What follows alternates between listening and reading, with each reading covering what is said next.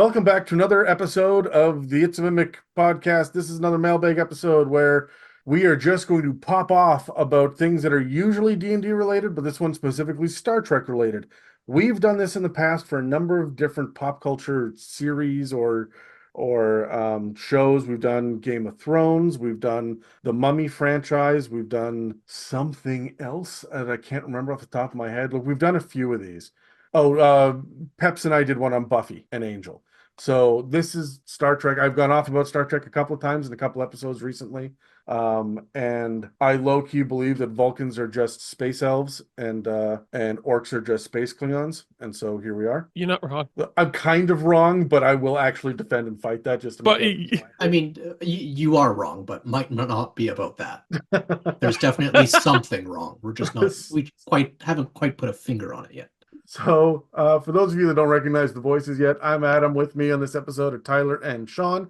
This is their first mailbag for both of them. However, of all of the people that have done episodes, we are the ones that are the most familiar with Star Trek, and so we're the ones that are going to have this conversation for everybody. We usually get these big, long lists of questions from a couple of listeners. This one is from Ryan, who I think asked us about either The Mummy or Game of Thrones. He's done this before, and he just gives us 20 questions, all based on one topic. And I'm going to read out his email that he sent us through our website at itsamimic.com. If there is an intellectual property you would like us to just nerd out about, send us an email. You can hit us up through the website, or you can reach us through our subreddit r/itsamimic, through our Facebook account, or through our Instagram. So, or you could just subscribe and talk to us on Discord if you want to be a patron, but that's cool if you don't. Anyway, hold on, let me get really passive aggressive about it, but it's cool if you don't. All right, now here's the email. Fucking freeload listeners. subscribe. Also buy our merch. Yeah. Or don't. So here's what Ryan says. Just when you thought I'd snuck back into the night, I return. Did you think me weak? Yes. Just a one-hit wonder? Well, sir, I do believe I heard another I'd do a full episode of X statement. You threw down this gauntlet. Reap what you have sown, foolish mortal. Actually, I just love listening to people talk about something they're passionate about, and I detected that. Hopefully, that was a correct read. And now I'm not as into Star Trek as I am Game of Thrones. There we go. We did the Game of Thrones episode. But I have approximate knowledge of many nerd things. So let's see if I BS my way through enough meaningful questions. Before we get into this is one of my weird little, because I'm all about etymology and words and the history of words and phrases and things. A little pet peeve, and I never correct anyone on, but if anybody's interested, throw down the gauntlet is not the actual phrase. It's throw down the gantlet. Nobody's literally throwing down metal gloves. A gantlet is like an obstacle course. So you're gonna throw down a literal obstacle course? Yeah, you throw it down for the person to jump through. Is that kind of like? Oh, okay. Is that kind of like carrying around inside a cloak of many things? You can have a canoe. Exactly. So you just throw down a canoe and just tear off the passion throw and poof, canoe. Oh, I Put a hole through it so you I can don't know climb what a through. poof canoe is, Sean, but you go nuts. Well, I am all about the Star Trek series in general. But before we get into these, how much Trek do you guys know? Let's roll our dice and have a chat. I got a 7. I got a 17. I got a 19. Whoa. Hey, Sean. big roller. Yeah, tickle our eardrums with your tongue and give us the words about Star Trek. So I'm supposed to get real close and ASMR like, or I did 3 whole solo episodes like that, and the uncomfortable messages that I got, you want to be real careful with that level of talking deep into a microphone. you can reach me on Discord at Mimic Adam and Onlyfans.com/it's a mimic. All right. Okay, so nerd cred time, right? Yeah. So I wasn't old enough to watch I wasn't old enough to watch the original series when it was first airing, but I was old enough to watch TNG and DS9 and Voyager, and I have a very distinct memory of waiting up to catch the opening episode, the first episode, the premiere episode of Voyager. And not necessarily for Star Trek in and of itself, but I wanted to hear the theme song so that I could talk about the theme song.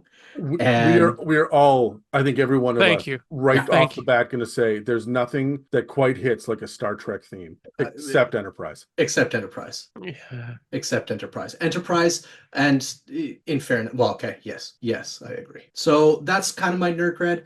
I have watched the majority of Star Trek media, with the exception of most of Prodigy and the latest season of Discovery. Outside of that, I think I'm currently caught up.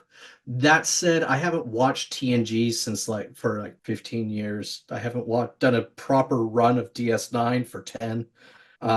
Voyager, probably about the same. So I'm running on a lot of memory here and a lot of references. So, but yeah, I enjoy Star Trek. Have you seen all the movies? I have, yes. Okay. Tyler, I think you were next. Right. Much so the same as you, Sean. I am too young to have grown up with the original Star Trek series. However, my dad did own a lot of the books, and he would sometimes quote them, and I'd be just completely, what are you talking about? But but I always grew up with the Next Generation. I thought it was always fun. I loved Picard as a character. It was just great to listen to and to watch. But I grew more attached to Voyager, and it was just a lot more fun for me to watch because I started to actually understand it and what was going on. Um, I never got into Deep Space Nine only until recently because Adam kept mentioning, oh, people should watch it and whatnot. That I'm like, sure, yeah, okay, I'll watch it. Yeah. I actually have not seen a lot of the newer stuff like Picard and Discovery. And the new ones just because I don't have the subscriptions to be able to watch them. Would I like to watch them? Sure, I'd love to watch them. But I also have 4 kids and limited screen time. But That's that fair. being said, I have 4 kids, and I have had chances to binge watch TV series while staying up in the middle of the night with them, including I recently did it with our third child, watched partway through Voyager, and now I'm going through the second half of Voyager with the next child. No more children, so I'll have to find different excuses to binge watch. But yes. You guys, I know you both have young kids. Prodigy is fucking peak Trek. Check it out. It's hard to find streaming right now because even Paramount Plus got rid of it, but like if you can get your hands on it, I really, really like Prodigy. It's a bit of a hard sell for the first few episodes, but it is one of the best Treks that we've gotten in a while. It feels like classic Trek. Oh, So nice. I watched TNG with my dad growing up, and then when DS9 really kicked off and got real good, I was a teenager, so I was the right age to catch it. Between that and Voyager and the last season of The Next Generation, and then the movies, all the TNG Mm. movies coming out, like it Oh, was a yeah. big deal for me when I was a teen. When I did kind of a retro rewatch of the original series and the animated series, I found my limitations for patience. I can handle select parts of the original series, but even I, who was a theater kid and who appreciates film and loves the history of cinema, even I've got my fucking limit with some of it. Like the great ideas, but the execution is from a different time. And it's when I talk to people about you should watch Star Trek, I usually don't start them off in the original series, the animated series, or even the first two of the Next Generation, where it was A awkward little slow. pantsuits and really young Wesley Crusher. So I have seen, though, literally every episode of Star Trek, although admittedly, it's been a while for most. I'm up to date on all the new stuff, and I've seen all of the movies multiple times except The Final Frontier. That one I saw once years ago, and I've never revisited it. Not because I haven't liked it, but by the time I get partway through it, I get distracted by something else. 6 movies deep is an undertaking. So Fair enough. I'll tell you this, I have not watched The Orville. Have you guys? Because apparently it's Star Trek adjacent. It is very similar. I have not finished it. In fact, I'm only still in the first season of it. It's decent. It's a more gritty realism to Star Trek. Mhm. So it takes the concept of it, but makes it more to the moral compass of today. And you see the actual reality of real life in this kind of scenario. And it's for shits and giggles at first, and then it becomes a little bit more serious as it goes. Yeah, I mean, Both. It stays shits and giggles as Yeah. it go. Seth MacFarlane has to have his own, quota of dick and fart jokes in there. But Exactly. I mean, fair. I've watched all but the most recent season, and there was a period of time before Strange New Worlds and before Discovery got good, that Orville was the best Trek. I remember reading that online a bunch. Yeah. Also, we can't have a conversation with Star Trek without at least acknowledging Galaxy Quest. Galaxy Quest. Oh, Yeah, of I was course, gonna yeah. say yeah. So now that we've gotten all that out of the way, I'm glad that both of you have seen Galaxy Quest. I was prepared to flip the table. Actually, Sean, did you and I see it in theaters together? It's about the right time. I don't think so, because the first time I saw Galaxy Quest was probably about 10 years ago. Oh, really? Yeah. Ooh. Oh, wow. Yeah, I was late to the party on that one, specifically because of Tim Allen. Oh, not a fan? Fair enough. Wow, we're all children of the 90s. Right? So anyway, let's grab Oh. dice, roll initiative, and start knocking these questions out. All right. 15. 18. 7. All right, Tyler, you're up first, then me, then Sean. All right. And so roll a die. I will start. Do we all have the page open, or do we have to? I got have it the page too. open. Yeah. All right, cool. I'm going to highlight them as we knock them off the list. So Done. Hit it. First one, number 10. What lessons have you gotten from Star Trek? I think one of the biggest lessons I've learned from Star Trek is that we always strive to create technology that we see in fiction. For example, if we look at Star Trek early on, you saw that they're using what we would have the equivalent of pads, their data pads and all that. Well, we have those now. Cell phones, the communicators and all that. When this was first made in the 80s, that was never even thought of a thing that we could possibly have this. And now in 2020s, we have a fair amount of the technology that was only envisioned then. So the fact that we always strive to wonder, can we make this a reality when we watch sci-fi movies? And lo and behold, sometimes we do. I gotta say, so I like in Star Trek that the means almost never justify the ends, right? Like it's very moral about. Because look, there's the bad admiral trope, right? Where every Star Trek admiral will eventually become a bad guy, and if they're appearing in one episode for this is their only appearance, they are the bad guy. They're going to turn out that they're behind it all in the first place. So, and it's not that they are trying to do anything that's inherently evil. They're just going about it the wrong way. And so there's a big moral standpoint in Star Trek that says it's not just important what you accomplish, it's important how you accomplish it. And I really like that. That comes with a little asterisk at the end because Captain Sisko he breaks that rule. He crosses that line a handful of times because the greater good. And he actually has a monologue at one episode in the Pale Moonlight, which is potentially my favorite fucking episode, which is him coming to grips with the fact that he committed a war crime. He got away with it, and it's for the betterment of everybody, and he's okay with it. That's fucking dark for Star Trek. So I do love it. I do love their overall message, but I also like that it gets broken.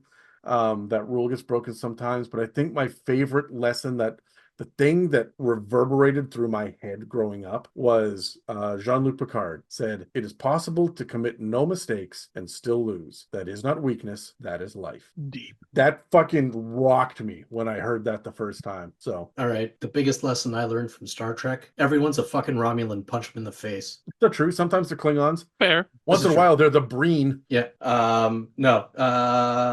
I'm gonna piggyback a little bit off of what Tyler was talking about with the technology thing. Perseverance is a very big thread through basically every single episode of TNG, every single episode of DS9 and Voyager. It's at the end of the day, sure, you're gonna put a tachyon pulse through the deflector array, but you're gonna take 45 minutes to figure out that that's actually what you needed to do in the first place. So just stick to it and you will come to an answer. And it will most likely be a tachyon pulse through the deflector array. Or if you can't quite see what the problem is, somehow hook up Geordi's visor to it. You'll figure it out and be able to see it. Yeah, yeah, that's a good one. Or Data was a fan of low yield torpedoes as well. That's true. Yeah. All right, I'm on to the next question. 7. What made you fall in love with Star Trek? What made me fall in love with Star Trek was the fact that it was something I got to sit down and watch with my dad. That's a big part of it. Like me and my dad and my brother would sit there and we would watch Star Trek when it would come on. And it was usually reruns. Like we weren't watching it live. When I was a kid, it was, you'd get the weird back-to-back episodes of the original series, and then the Next Generation was all syndication. I didn't start really paying attention to it as it was coming out live until the later seasons of Deep Space Nine, where I remember being, people are like, they fake being sick to get out of school. I remember faking being sick to get out of baseball practice or a soccer practice or something, so I could stay home and watch Deep Space Nine because I needed to know what happened next. And it was a big deal for me because it was the first that I was aware of, the first serialized storytelling on television, except for Reboot. Oh, don't remind me. So, I love that series. Sean, what made you fall in love with Star Trek? The music. Oh, fuck, it's so good. Yeah. Yeah, absolutely. Again, I first started watching Voyager, and I first caught the first episodes of Voyager and the first episodes of Deep Space Nine just to hear the theme songs. Yeah, I fell in love with the theme songs. I ended up staying for Voyager because it was fun, it was fresh. It wasn't as serialized as DS9, but there was definitely an overarching story. Yeah. That was more apparent to me than it was for TNG. And TNG and DS9 specifically, I remember showing up at your place one day and saying, "Yeah, I haven't watched them in a while." And he goes, "Have you heard of Wolf 359?" What's that? So yeah.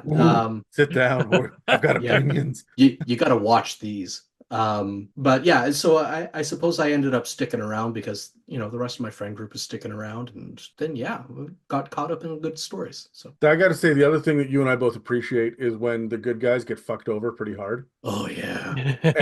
And that happens. Borg was the first time well, I'm sorry, Tasha Yar was the first time it happened, but Locutus of Borg was the big one.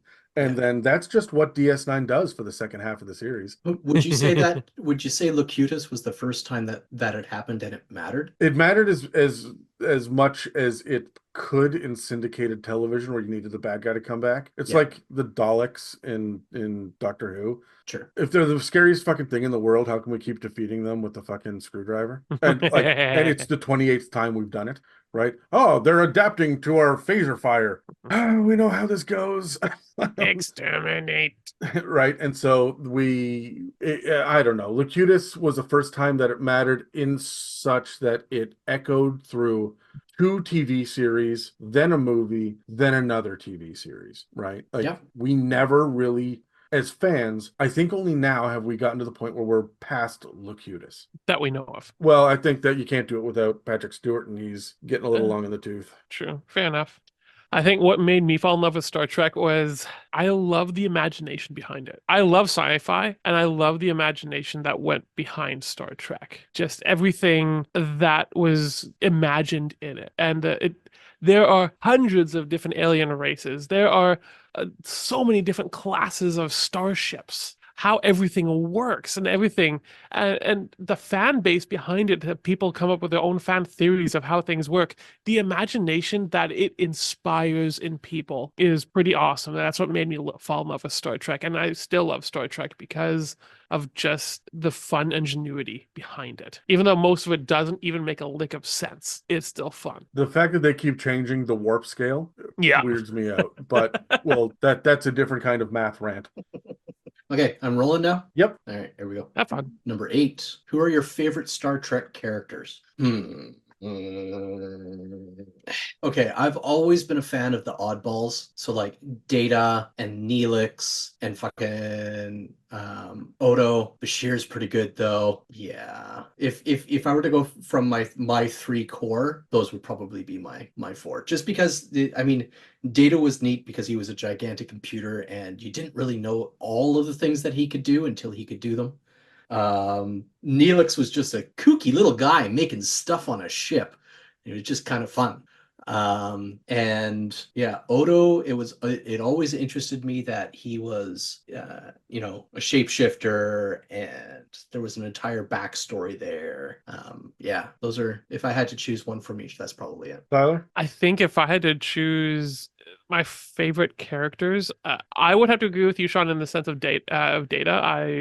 I just loved his character and how he progressed through the series and evolved. It was a great I'd say a great way of how the writers developed him, and You didn't just guys put him say off that as a he was side your character. first real interaction with like AI versus humanity, which is such a trope now. But I don't know if it was my first, but it was definitely a powerful one at that time.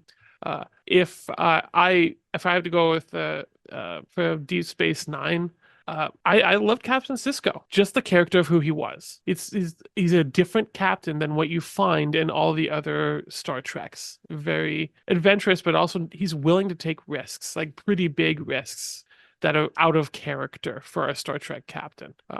And for Voyager, I was always a fan of Seven of Nine in the Gee, sense give me 2 reasons why. 2 reasons why. No, Seven of Nine, I felt it was a great character. Again, I'm a fan of character development, and the fact that she started off with, "Why are you guys doing the things you're doing? Why? What is the point of ingesting food? Why?" Well, she's the stand-in of what is humanity. We had Spock do it, then we had Data do it, and then we had Odo do it, and then we had Seven of Nine, right? And those are, I find that I like those because it really makes you think about humanity as a whole, from the flip side, from the opposite side of things. Can I change my answer? Yeah. Can I change my answer? Yeah, what's your answer? Garrick. Thank you. Period. Garrick. Yes. Yeah. In all Star Trek media, Garrick. Garrick, for those that have not watched Deep Space Nine, because he doesn't show up in any other series, which is a fucking crime. Garrick, did he cameo on Lower Decks? I can't remember. I know Quark did. I think he has. He must have. But Martin anyway, Shimmerman did. But he is such a good spy posing as a tailor, and he is just so slimy. I love it so much. Garrick is easily one of my favorites. When I think about Star Trek, and I think about the different, like you think about the big three for the original series, which is, Kirk, Spock, and McCoy, and then you work your way through it, and you're like, okay, it's Picard, Worf, Data. These are the big ones that stand out to me, but DS9, there's not a real stinker in the group. There's nobody that I really like cringe. Even Rom, I fucking love when I get a Rom episode. I want my boogie. Exactly. So my problem with Voyager is that, with the exception of the Doctor, I didn't give a shit. I was waiting for the Maquis storyline about these terrorists that are forced to become a part of this ship of the Federation to work together to get home as a survival method. When did that ever come up again? Well, it came up every once in a while. Yeah. It fell off the moment they ran into Borg. It fell off the moment that they decided that it was more important for them to put aside Maquis versus Federation. It was more important for them to put that aside and get home than it was to continue the infighting. My problem was that in every single episode, the Maquis were wrong and the Federation was right. In every episode for the first couple of seasons, then they just stopped telling those storylines. I just wanted Chakotay to be right, Also, I had trouble connecting with a lot of the characters in it because they were one note, like Harry Kim, Kess. They did their one thing and that was it, over and over again. Whereas the Doctor, Seven of Nine grew over time, but even Janeway, like you knew what her response was going to be before you got to the scene in the earlier seasons, and then it kind of built over time. But if we talk about the new stuff, Saru is such a good character on Discovery. And an amazing actor too. Good in literally everything. He's why I still watch the Hellboy movies. Mm-hmm. Right? Good in everything. Yeah. He's also in What We Do in the Shadows, eh? Yeah, I know. Which just tickles me pink every time. I love it. I gotta say, there's really not a stinker character in Lower Decks or Prodigy or Strange New Worlds. John's letting that one sink in. He's trying to find the argument. I can't argue Prodigy. Sure. Strange New Worlds. At this point, we've only had a couple of seasons, but I've watched both seasons about 3 times now. Yeah, and there are episodes I don't love, but there's not a character that I dislike. And anyone that I was a little cold on at the beginning has now since gotten their centric episode. And I'm like, yeah. Dr. Mbanga, one of the best characters written in recent Trek. I will say probably my favorite character in all of Strange New Worlds. Yeah. Like, absolutely. I will say I don't like, what's her name? It's not the nurse. Chapel? Yeah, I don't like her. I don't really? know why. Yeah. There's something that doesn't quite vibe with me about her. She doesn't feel like classic Trek, and the rest of the series does, right? Is she too? Is it an out of place thing? I think so. I think that Maybe. she doesn't feel Strange New Worlds it's such a strange show because it is a callback to previous, like it hits all the nostalgia bait that it was supposed to hit, and yet it feels fresh and modern, and they're telling stories that are either prequels or sequels to things that we've seen or heard before, and yet I'm on the edge of my seat every episode. Like, it's just made so fucking well. And I think my favorite of the new theme songs. Yeah, I can get behind that. Whose turn is that? I think I'm up next. Yep. 7, we've already done that. 2, what did you think of the J.J. Abrams movies? What was done well, and where did they fall short? I didn't mind the movies, like the J.J. Abrams movies, in the sense of, if I did not know anything about Star Trek, I still would have enjoyed it. It was a fun, just action movie to watch. As a Trekkie fan watching it, I like it as a different perspective. I mean, they did the whole, oh, this is an alternate universe type of thing, so you can't really argue it against, oh, this doesn't fit canon at all. Well, it's because it's a different universe, and so I think they did a decent job. It was a fun movie to watch, or all the movies were fun to watch. I did feel, though, they did fall a little short, as it didn't feel like again, Star Trek. It didn't have the same feel. It had a fun action science fiction movie that's full of lasers and everything. And there's like a lot of story that happens, sure, but it didn't necessarily feel like Star Trek to me. I got to agree. And the fact that J.J. Abrams came out after the first one and said, I really want to get my hands on Star Wars. And you could feel like that was the action adventure that we were getting in Star Trek. There was a lot of comparisons, like suddenly Scotty has got the alien sidekick that only he can understand, right? Like, there was a lot of that shit that fans have pointed out since. But it didn't bother me. It felt like it was a new take on it, and I think that the series needs to evolve. And when the Next Generation came out, fans hated it because it wasn't the Star Trek they remembered. And if you go back and compare it to the original series, that's very accurate, right? Yeah. Like, so every time that we get a new round, people are raging and hating on Discovery and Picard. Yeah, but the people growing up with it are going to look back in 20 years and look at that with nostalgia and hate whatever's new. Trekkies are specifically very, very, they don't want their universe to change. So when JJ came around and basically changed the entire fucking universe, I've got gripes with the J.J. Abrams movies. They were fantastic as Trek. I love the fact that it was a reboot. I really don't have very many difficulties with the casting. Oh, that was one of Like their the strengths. cast. Yeah, the cast Carl was Urban amazing. was so good as McCoy. Yeah, Oh, absolutely. dang, yeah. Absolutely. And Chris Pine knocked it out of the park as Kirk. So that was perfect. Great casting. Can I guess what your gripe is, Sean? Was it not enough lens flares? Oh my god. So many goddamn lens flares. Here's the thing. I'm eyeing one of the questions later on down the list, and I'm really hoping I can manufacture a role so I can hit it, so I can have this conversation. But Star Trek has always been very, very polished. The tech always looks a little bit polished, especially through TNG. They got away from that in DS9 when they, had the... Well, they were on the frontier, right? Like, exactly. that was the whole purpose of it, right? And they got away with it from Voyager sometimes too. Yeah. Because they were so far away. But it was a little bit more lived in those, right?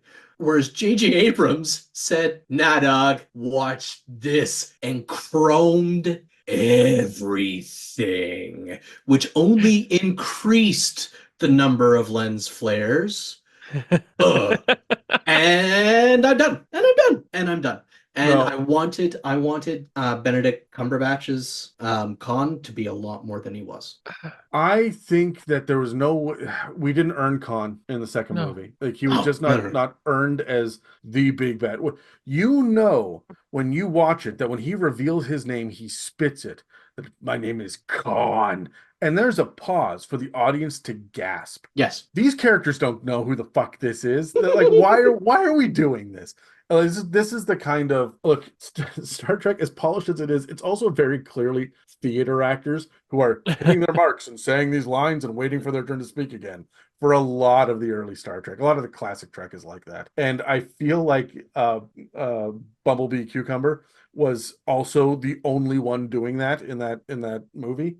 I got to say, I loved Beyond. I thought it was a great return to form, and I'm excited that the entire cast has signed on, or there's not a fourth movie happening yet, but they're all been very vocal. I'm in when it happens because they like to work together, and you can tell they like to work together. And that's what makes a movie is when you have casts that actually enjoy to work with each other. It comes through in the movie. It's the only reason, if I can be perfectly honest, besides the fact that I could turn my brain off, it's the only reason why I actually promote the Fast and the Furious movies as being fun movies. Not good movies, but fun movies. Because that cast likes each other, and you can tell the charisma between them when they're talking. It's why Lethal Weapons were so much fun. Oh Right? yeah. So it's not a cast. Their family. shut the fuck up, Sean. I'm rolling a die. Thank you, Sean. Roll a 7. That's You're the welcome. third 7 that we got. I guess that's Jack. Hey, lucky. Yeah. 12. If- Which Star Trek had the best crew and what made them the best? Oh, fuck right. Oh, We just had this conversation. The best crew, not including, like, we take the actors out. Which Star Trek had the best crew? Who goes first? Me, because I asked the All question. right. Yeah. I am going to say, I really like the Strange New Worlds crew. I don't even know half the names of the Discovery crew, which is why it kind of fell apart. I don't particularly give a shit about half of the new Picard characters. They were never a crew in the first place. So I'm going to say the best crew, hands down, by far, is Deep Space Nine, because they're the only ones that has the most important person in the entire world, in the entire universe. And that is in canon. There's a statue in Lower Decks that is dedicated to Miles O'Brien, who is the most important person in the galaxy. yeah. Yes. So I gotta say, like, I popped off about Garrick and how much I love him. I fucking love Chief O'Brien. When Yes. that potato face motherfucker shows up in any episode, I'm there for, because you goddamn know someone is going to torture him by the end of the episode. It might be a little bit, like he can't fix the replicator no matter what he tries to do, or it might be a lot of bit where he's literally fucking tortured for an entire episode. No matter what, I'm there for it. I love it. So We love hearing his accent as he goes through it too. Oh yeah, and I got to say, I think that he was one of the first actors who clearly didn't have a stage background, because that is a man that hears they have to what the characters have to say, and he nods his head and goes, "Yeah, okay, I can do that." And he is not putting on airs for anybody. He is not making a point like Picard does in every episode, right? Like, he is very much just a working schlub, and I love it. That was his character. It was great. Sean, who are the best crew? See, the problem for me with the DS9 crew is they spent a lot of time not together. The Strange New Worlds crew is fantastic because they spend a lot of time working as a crew, right? The original series crew is classic, but I think that Strange New World, having the ability to be able to riff off that, is fantastic, and they do it so well with clever nods to the past and what have you. My problem with every crew, and this is just the nature of it, until maybe Voyager was the first one to do it, but if you were to write down all the characters' names and try to make a web between them, they're clearly characters that don't have strong relationships. That they just don't give a shit. Geordi and Dr. Crusher, they're not buddies. We don't see them hanging out. Uhura and Chekhov, there's nothing there, right? Like, we get that across every one of the series, except I think Strange New Worlds, Lower Decks, which such an unsung fucking hero of a show. Prodigy actually holds up. We'll pass this test, but I think Voyager, was there a weak link? Like, everybody interacted with everybody in Voyager. Well, actually, that was actually going to be my answer. Was Voyager for that very reason, is because they were forced to be together because they're trying to get home, and there's episodes throughout the entire series where you will see that they all interact with each other. I'm just trying to think, is there any one that did not? Did I can't Torres really think and 7 of 9 ever have a storyline together? That's the one I'm having trouble piecing together. It's been a long time since I've watched later seasons of Voyager, so. Yes, I believe. There's a lot of, I think there was, because there was a lot of tension between them of their views of technology. Yeah, okay. And then there was quite a few where at the beginning, when she was first, again, coming on board, and she's like, oh, why not just do this? No, this is my bed. You don't do this. And but then it grew to they respected each other. Okay. Yeah, it's a pretty cohesive group. Are they like I'm trying to venture away from my D&D thinking of who's the most powerful group to more so who are the most tightly knitted group. And I would say it was Voyager for tightly knitted. Okay, all right, hold on. Sidebar. Who's the most powerful crew then? Who's going to get the job done? TNG crew. Original series met God. I mean, They met some just like weirdly, hey, here's a big space baby that controls TNG, it. I would say the TNG crew TNG. met Q's. Yeah. So, okay. But hold the on. DS9 crew punched Q in the face, and then Q never came back. So I think DS9 wins. They're like, fuck it, we're gonna go bother Voyager for a few episodes. A few. I think Sean, you're up. Let's roll. All right. Let's see what we got here. Number 3.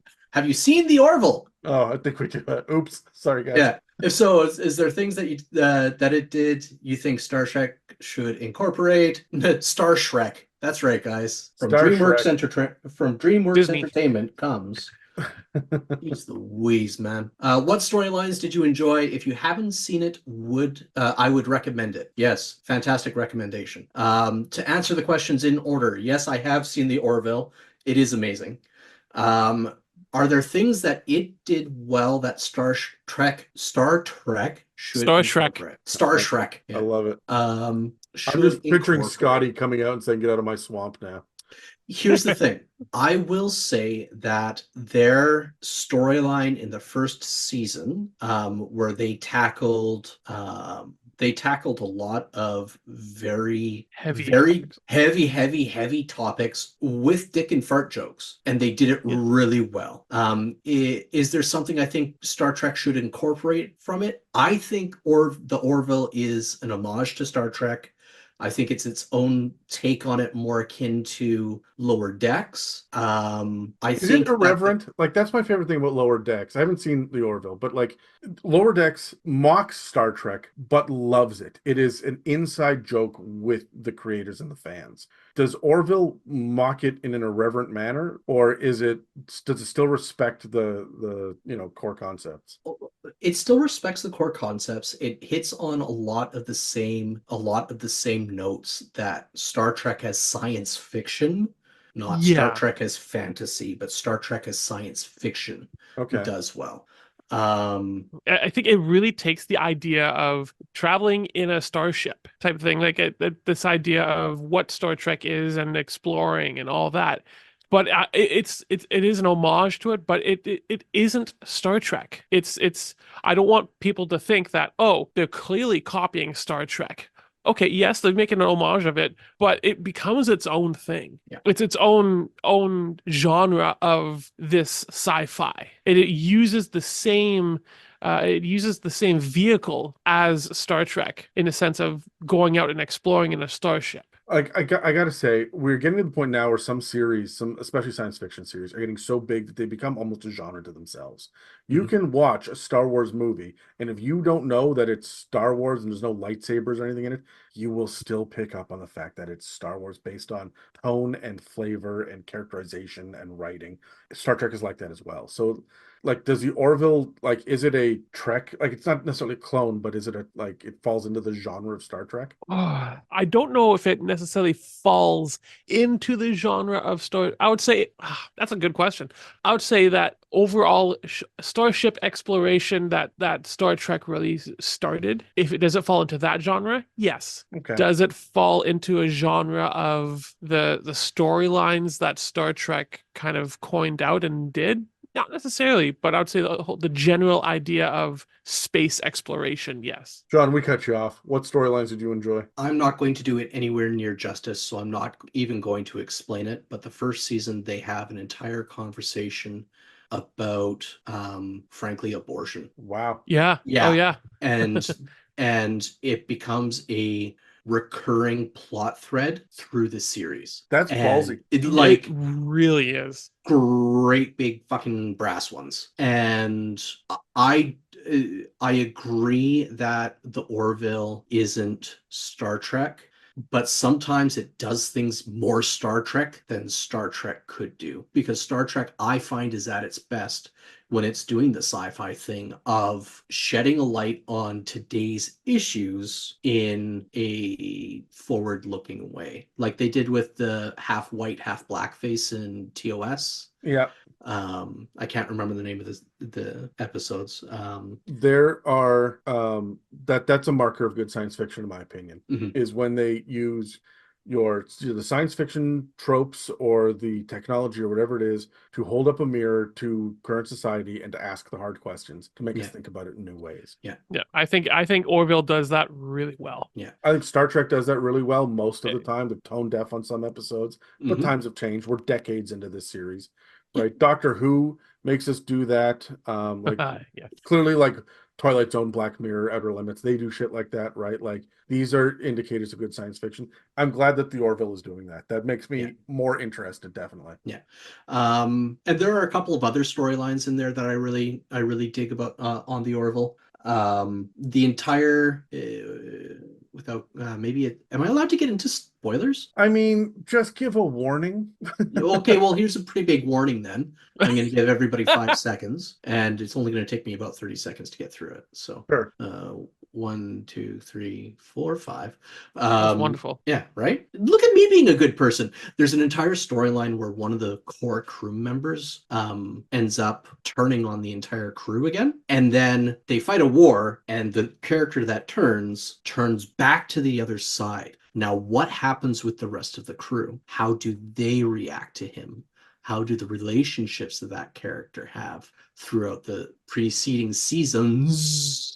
Yeah, how do they react now? And it's I love that. I love that they did that. Now, like, I'm very curious. This was kind of like, yeah, if I get to it, I'll get to it, but it's on my list now because I love, like, that was one of the big hooks at the beginning of Discovery that I fucking loved. Yeah, right? absolutely. Tyler, you've seen the Orville? Is there anything that you think Star Trek should incorporate or storylines you enjoy? Well, one thing I do like that Orville does, and we've already touched on it, is just touching on real world issues. Yeah. And but they tackle it in a different way that Star Trek does. And now, do I think Star Trek should tackle it in the same way? No, because Orville brings the comedy to it, and Star Trek isn't a comedy. It can be. Lower Decks makes it comedy. Okay, true. Yes, you're right. But I think one thing that if they could do anything is to be take a bit more of the realism of people, of the moral issues that people deal with, and to be blatant about it. Because sometimes I find Star Trek can be a little vague at times. It does like to go broad strokes and hit kind of the generalities of the morals of the situation. Yeah. Whereas I find Orville does not. It hits it pretty hard on the mark. If any storylines I did enjoy, now mind you, I am not far into Orville yet. Again, I'm only on the first season, but one thing I thought was absolutely hilarious, and you could almost see that coming, but it's still good. The whole idea that the captain of the ship, who's been waiting for this forever, and then finds out that his number one is his ex-wife. And you could almost see it coming, but at the same time, when you heard it, it's just like, oh yes, that was so good, thank you. And I just loved it. I love how it just progresses, and he always will make reference to it as they're talking. Now it's not as bad as having an ex-wife that serves with you, but super passive aggressive. Hey, oh, it's glorious. Very. All right, Tyler, I think you're up. Let's roll another one. 18. Okay. Alien race you'd most like to bone in Star Trek. Now, okay, so if I'm thinking of Voyager here, and there was an episode where B'Elanna goes full for some reason, I'm trying to remember why, but she turns full Klingon because she's only half Klingon. Some reason she turns full Klingon, and it's during mating season. And she says to Paris, like, it is a long, vigorous session that we can have. They get into it on DS9 too later. Yeah. Like they get into like the Klingon mating rituals and shit. It's so good. I'm not gonna lie. I'm just like, oh, that just, I just, yeah. I would say that to me is just like, that just sounds like a time. Can I say, speaking of Voyager, species H472? So There's no right answer to this. As long as they've No. got green paint on their skin, like then it's all Orion. yeah. That was the whole Kirk thing, right? Is as long as they're a green alien. I don't know. I will say this. I remember the majority of my friends growing up had a massive crush on Deanna Troi. I was gonna say Esri Dax. I remember our friends distinctly having a problem with Esri Dax. And when it was a problem, yes. It was a problem. I remember one friend in specific whose house I ended up sleeping at for an extended period of time having difficulties. That's unfortunate. Yeah. Anyways. Let's move on from this awkward. Yeah, that's Thank you. mhm. Thanks, Ryan. Adam, save us. 5. Are the Borg a cool idea that never really panned out? I've heard they got nerfed by the writers a lot so they could be beaten. So they never were the threat they could or should have been. What are your thoughts? All right, everybody sit down. It's time for an essay. Oh, can be a Well, collaborative okay. essay. I've got a lot of thoughts about this. I'm going to boil it down to the base brass tacks here. You cannot introduce an all-powerful enemy that can be beaten. You just can't. The Borg are absolutely terrifying. The moment they started to give them names, like Hugh showed up as a rehabilitated Borg, 7 of 9, the moment we could start to undo it, they weren't scary anymore. We needed to really have an existential threat with them to be scary, and they were one of the first encounters that were like that. Was the problem that it could be undone, or was the problem then that the collective could be broken? Well, Both. yeah, that's just it. Is when they first showed up, their ship was absolutely massive compared to everything else, right? With their big cube. They were nigh unstoppable on a singular basis. Any one of them was nigh unstoppable by no matter how many people, right? You had to resort to hand-to-hand combat if you ever faced off against them. They wiped out entire fleets of ships. They assimilated entire species all at once, and then suddenly we were running into this one over here who's learning how to be human again. And this one over here, we showed up on their terrifying ship, rescued the captain, and made him better. We just made it better, right? And the Borg was a cool idea. Originally, it was as a cosmic threat, and it became a cosmic threat again. First Contact, cosmic threat, very cool. Yeah. That season of Picard, that was all about the Borg going back in time. Existential threat. The Borg part of that, we got to see the Queen again. Cool. I liked them better without a Queen, though. Like, I liked them better when they were just a hive mind, and God knows how they started. And I originally thought, my own personal headcanon, was that you remember in the motion picture, they spend the whole time dealing with V'ger, which turned out to be the Voyager probe, which had gained sentience and was going around to assimilate other cultures. I thought that was the origin story of the Borg. That would have been so fucking cool. It wasn't. That would have been really But that would have been really cool to have that storyline pan out in that way. That being said, every time that we get a personal Borg that's the Queen or 7 of 9 or Hugh or Locutus or anything, I like that story. I like how Data has to interact with the Borg because he's an artificial life form as well. But yeah, there are definitely some storylines that are scarier than others. And I prefer my Borg scary. I would have to agree. The Borg, I don't want to answer another question here that we have coming up, but I really like the Borg because at least in the series that I grew up watching, they were always a big threat and were always there, and it was scary as heck because yeah, these are like a cosmic horror villain. They can't be beat. And even after I liked the idea that 1 or 2 got away and were reformed. I didn't mind that because it wasn't as if they were fully reformed. They had questions they did not know. But just the idea of who they were is such a scary thought. I don't, but I haven't watched the newer series, so I can't say with accurate if they actually got nerfed. Did they get nerfed in the newer series? I think the nerfing would happen in the next generation, where like we saw them be so scary for 2 episodes, and then it was just like you were guaranteed every season to have an episode with lore, an episode with Borg, an episode with fucking Alexander, right? Like there was always an episode that you were going to run into in every season with all of these characters. And so as it kept going, the Borg just became, everyone's still scared of them, but we got around them last time, we'll do it again. Like the threat disappeared. They did this in Buffy when in the final season when it was the first evil of all time. They did this every other season of Supernatural. It can't be bigger stakes every single time, right? You cannot maintain the scary for that long. Part of the scary is the known factor. Now we know it. It's not scary. Look at the Alien franchise. Yeah. Oh yeah. No, I think it could have they could have evolved it more in the sense of find a new way to make them scary, not more personalized. Keep them as a collective. But I really like their thought. I love the idea if they had kept it going, and like I think a great villain that to that scale would be something like if we were to think of the Reavers From Firefly. Yeah. from Firefly, like it's that similar thing that they just assimilate things into them. That's And taking it to D&D for a second. That's why I appreciate gnolls, because when they kill, they consume. But the hyenas that eat their kills will then blow up and become more gnolls. So like if you have a hyena problem, you got a gnoll problem, and it's existential. They can't be Yeah. stopped, right? I feel as if the Borg were wasted on TNG. Interesting take, because Locutus is so classic, so Locutus iconic. is classic and iconic, but I feel as if, listen, TNG, sure, we had those tentpole episodes from season to season.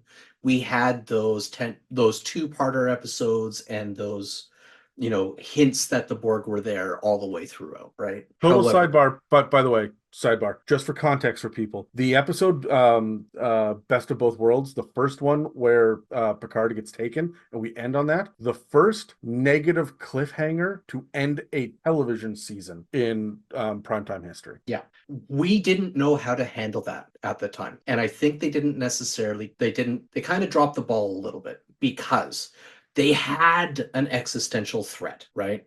And then they made that existential threat such a problem to the series by effectively taking the man that would become an admiral, right? By taking Jean-Luc, they had to solve that problem. So they immediately had to turn around and neuter the Borg. And I don't think you ever really fully recovered from that, with the exception of Generations, not Generations, First Contact, sorry. Yeah. With the exception of a couple of things. Now, they did a little bit in Voyager make them scary again. oh gosh, yeah. In that the crew of Voyager needed the Borg tech to be able to get home. But then they turned around and immediately made something that was scarier than the Borg in Species 8472. Right? So well, it's interesting because the Borg was like the prototype. They were the beta test for this whole thing, because the changelings and the Dominion, every season of Discovery, like everything we do now, every season of Picard, it's an existential threat to the Alpha Quadrant. Absolutely. Right. And Locutus and Borg did it first, but they did it so quickly. It was iconic, but then it was over in a flash. Which isn't to say that they did it poorly, but they shot themselves in the foot in the process. Yeah. They set they made it too set big the bar too high. Exactly. Yeah. It was too big too fast. And I feel as if the Borg would have been better served by being, which is difficult to do at warp scale, right? But by being that threat off in the corner of the quadrant that is slowly advancing, and they don't know how to deal with it other than to just amputate the limb and get away from it. Right? That is too dark and too serialized for the 90s, right? Exactly. Yeah, Yeah, that's the problem. It suffered from the era it was in. Yeah. I think that the original series crew hit all sorts of threats that could wipe out humanity all the time, and they fixed it by the end of the episode, and they moved the fuck on, right? Sure. Like, so. But they were always episodes in a bottle, right? Yes. Whereas Best of Both Worlds, and was the episode's name I Locutus, the following episode? No, there was an episode called I Borg, but Okay. it was a later episode. And maybe the second episode was Locutus. I think that was just Best of Both Worlds Part 2. May have been. It doesn't matter really necessarily. Yeah. I've even forgotten the point of that. Never mind. Carry on. The carry Excellent. on is you rolling another die, sir. Oh, well, fine. Be that way. Number 4. Who are your favorite Star Trek villains? Who challenged the protagonist the most or were the greatest threat? Let's talk about the Borg. Yeah. All right. Well, okay. Borg notwithstanding, because legitimately the Borg could have been bigger than they were. Mm-hmm. They could have been. So okay, were the founders villains? Yes. The genocides alone. Right? So I think those are pretty big one. That's a pretty big one.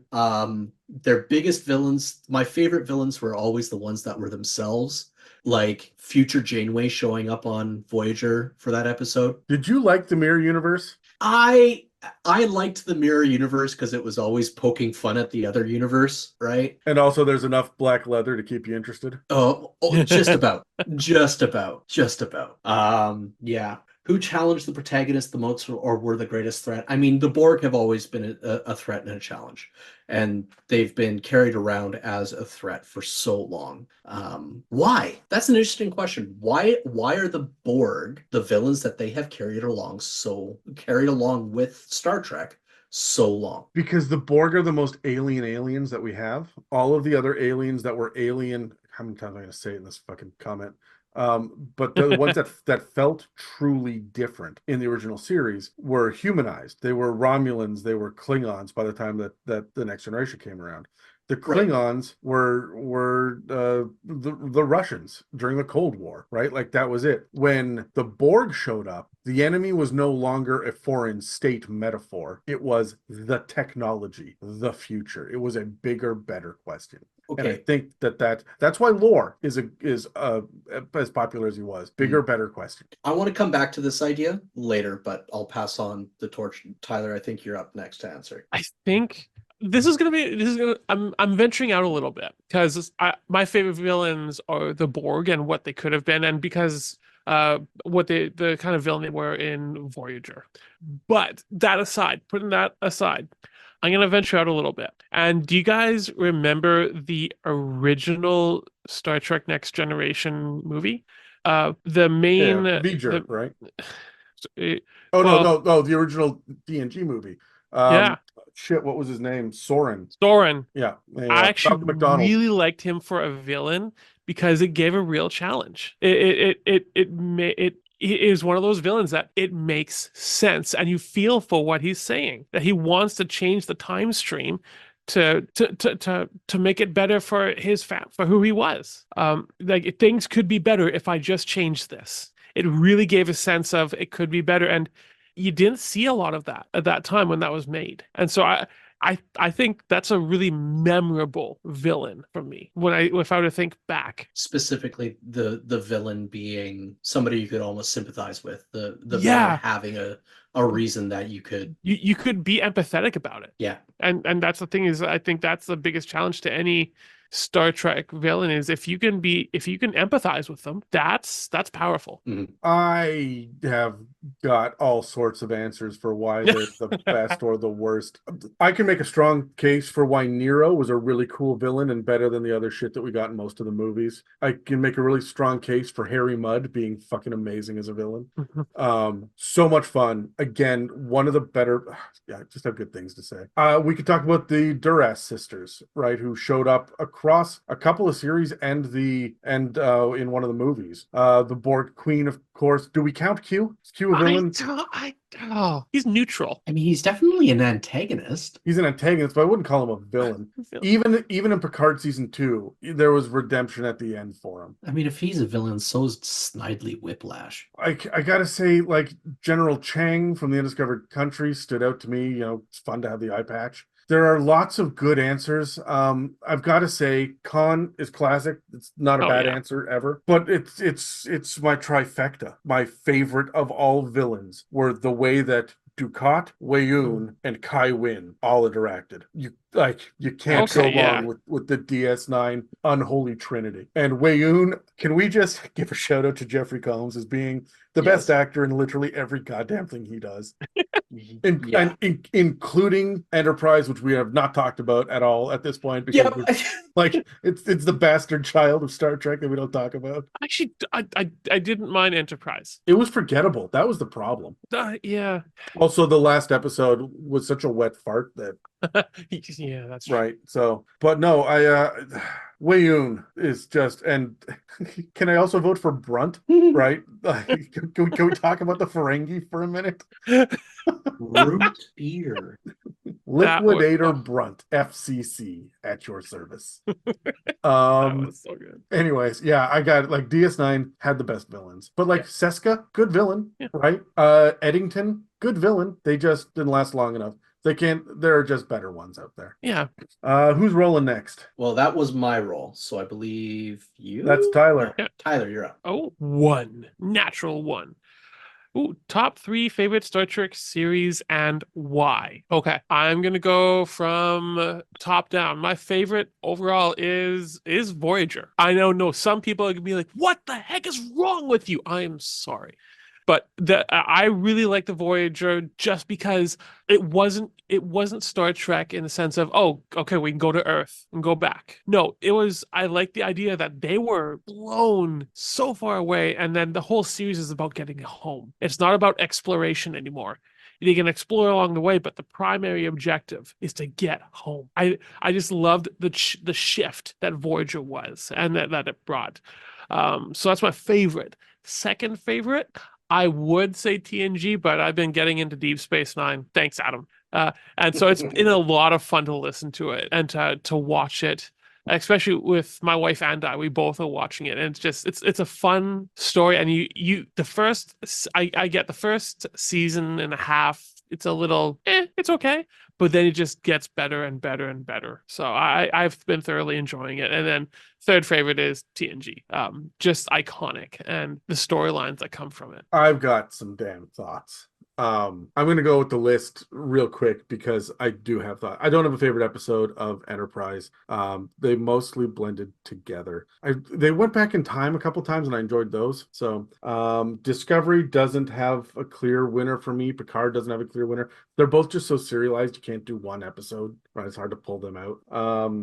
I will tell you that I really liked the episode where they were all losing their memory of Strange New Worlds, and that was like Ortega, I fly the ship, over and over and over again. Yes. That was a fun episode, right? They did a musical in this latest season. That's always good. That was a lot of fun, right? It was really good to see them doing that as well.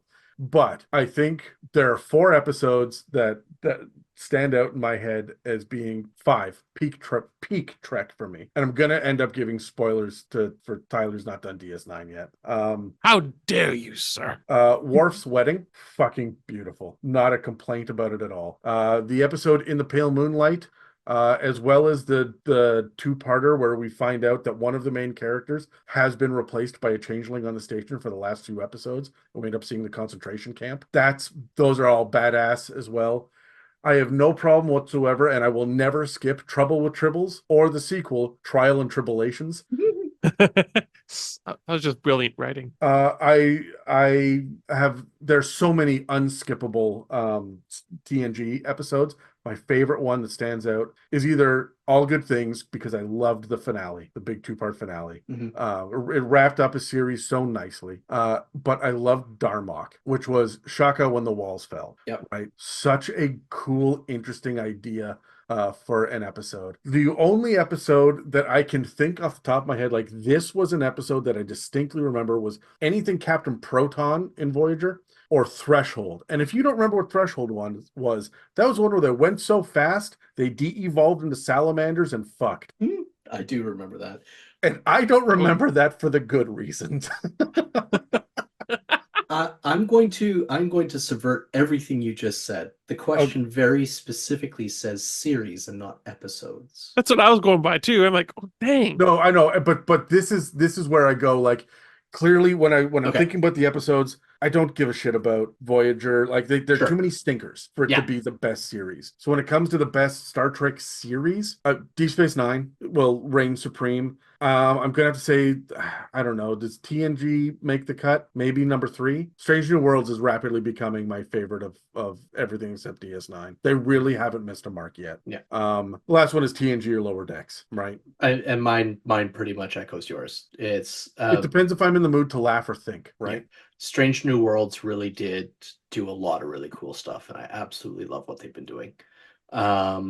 Strange New Worlds, Lower Decks, and DS9, not necessarily in that order, but those are the top 3 for me. They're the ones that I would recommend to people to get into Star Trek, right? And that's why I have trouble. TNG has so many good episodes, but it's hard to recommend in 2024. Yeah, there's a lot of outdated Wesley Crusher shit. There's a lot of Beverly Crusher reading her grandmother's diary and then having alien ghost sex dreams, whatever the fuck that was. Like there's a lot of data. Are you fully functional? And then he goes off and bangs a human woman for some reason. Get to test it. Anyway, moving along. Moving right along. I'm rolling. We rolled a 2. I'm rolling. I rolled a 2. I'm rolling. 18. I rolled a 2. 11. Most overrated Star Trek things. I've got answers. I've got answers. I've got one that's controversial. The reputation. Star Trek Okay. does not have a great reputation. Same way with Dungeons and Dragons and Doctor Who. When you are like, yeah, I'm a bit of a nerd. I like this. You can say, I like Marvel movies. I like Star Wars. Everyone's going to shrug and be like, yeah, sure. You can be a little off kilter and be like, I'm a big horror movie nerd, or I love Godzilla movies, or there's a big on Starship Troopers, or because I read the book, or The Expanse. People will respect that. But when you say Star Trek, the average person goes, okay, and because they don't want to deal with the stereotypical basement dweller covered in acne, still lives at home and eats pizza pockets and Mountain Dew all day, right? Like that's the stereotype about Star Trek fans. The stereotype that comes with we are going to get in an argument for the next 12 hours about who is the better captain, Kirk or Picard. That exists. And it exists for a reason. The fans kind of earned it, but we've also grown out of it now. The series that I see that for more than anything else are going to be, to the average person, Dungeons and Dragons, Star Trek, Doctor Who, and Lord of the Rings. Those are the ones where I've seen average dude who's 12 years older than me, his eyes glaze over and he's no longer listening. He has lost respect for me as a person because I am too nerdy. That's what I think is overrated, is that fucking reputation. We don't deserve that now. I still get those looks when I mention Stargate. I don't know what it is. I can't watch Stargate. I loved the movie and I was all over. Which one was it? Universe? The one that just got absolutely killed? Yeah. Stargate Universe was so much fun, and I still return to it in my head like once a month. Sorry. Yeah, but I couldn't get into the other series, and Fair enough. and it was just, I don't know. I spent an entire week working on the set of a Stargate. It wasn't SG-1. What was the sequel? Atlantis? Atlantis. Oh, Spent a I'm week working jealous. on that set. And I was there to just be a gopher. Like I wasn't doing anything particularly important there. But I saw behind the scenes, I saw the cardboard cutouts, and I'm like, I don't think I can respect this show anymore. It broke the magic for me. Fair enough. Fair enough. Anyway, what's the most overrated Star Trek things? I think the weapons, to be quite honest, there's so many weapons like photon torpedoes. Set your lasers to stun. Phasers. They're distinctly phasers, and you goddamn know it. See, there you go. And maybe I'm the nerd problem.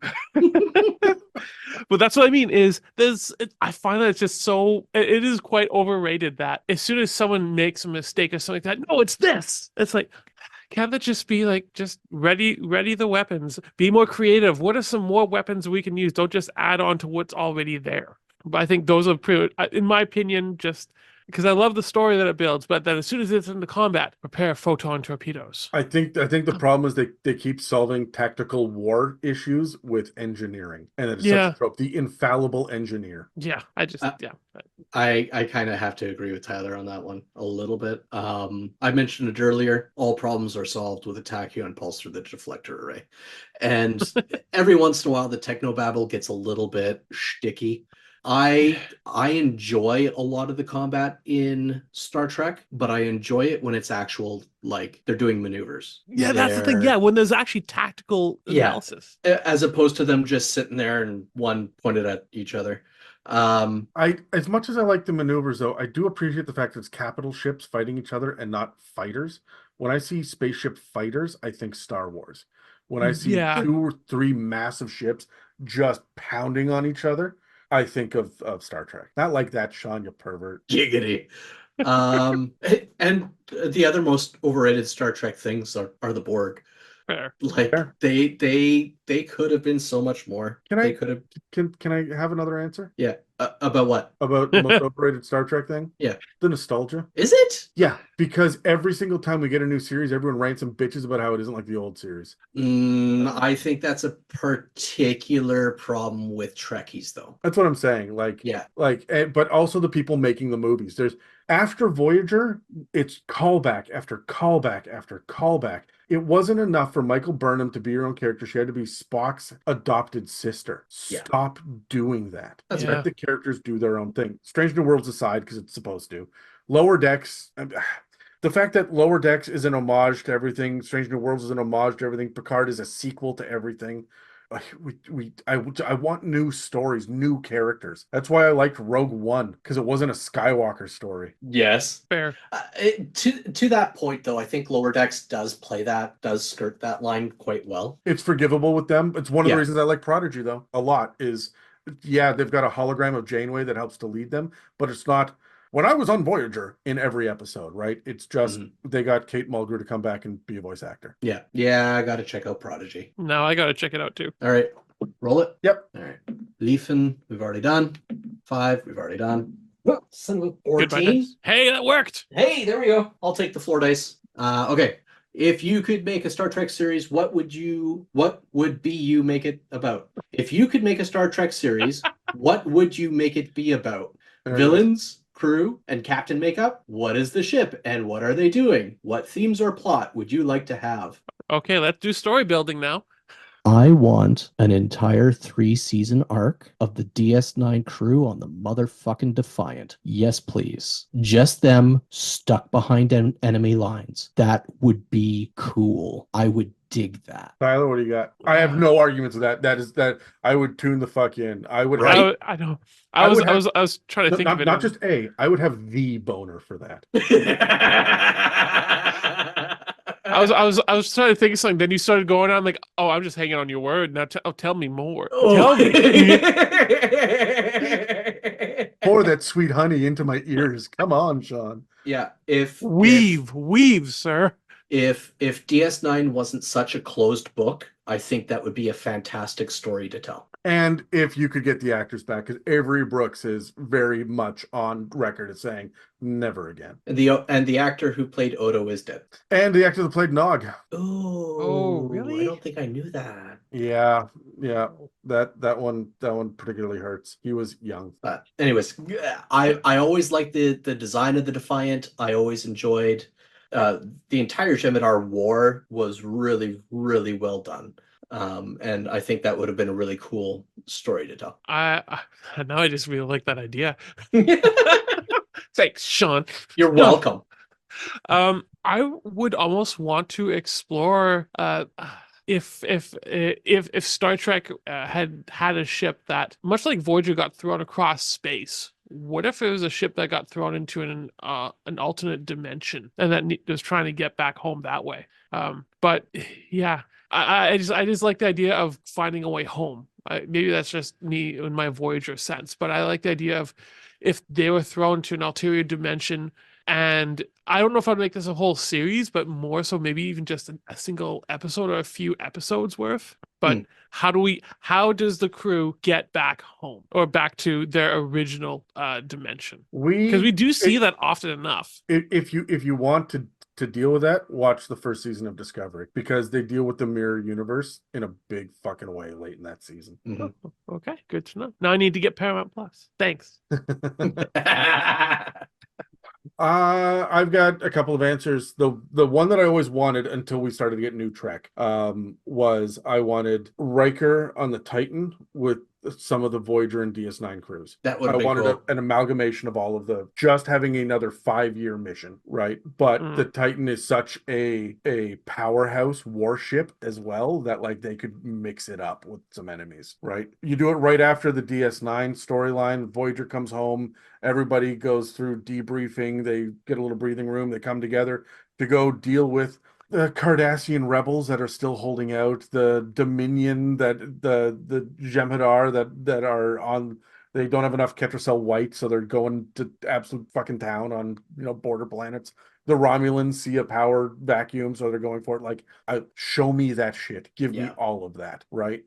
The other thing that I think is ripe for the picking is, and bear with me, it's not Star Trek, but it is in the same universe. In 2024, in Star Trek, they had the Bell Riots, where the hell was his name? Began with a G. Doesn't matter. There was a man whose last name was Bell, who stood up and had a whole bunch of riots in LA about essentially the slums and the degradation of America. And then from 2026 to 2053, they have World War III. Show me that. Hmm. A majority of humanity did not survive. It would be badass to do a whole like 3-season storyline to reveal at the end that that this is actually Star Trek. You don't tell them the whole time. You just tell this story, right? Because we don't know much about that. So I would be very interested in something like that. Or just give me something on Earth that isn't Federation based. So how would Yeah.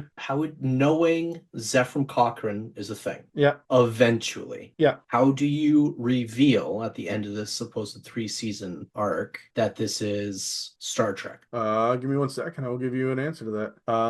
So Zephram Cochrane's birth year is 2030. World War III ends in 2053. Have him be a main character that pops up in the last 2 episodes. Is the name the name we get, but is the name enough that the general population, the people who aren't Trekkies, after just watching what effectively is going to be a Call of Duty campaign for 3 seasons, are they going to have enough? Is there going to be enough? Is it going to ring a bell enough to have the payoff of the reveal? Exactly. Yeah. I think if it's more than if the name itself is mentioned several times throughout the series. No, because I don't want to tip the hand that early. I would want to do it at the very end, the last episode or 2, where this young pilot or whatever shows up and he's like, "Hey, one day I'm going to touch the stars. That's it. That's all I need. I'm going to trek to the stars."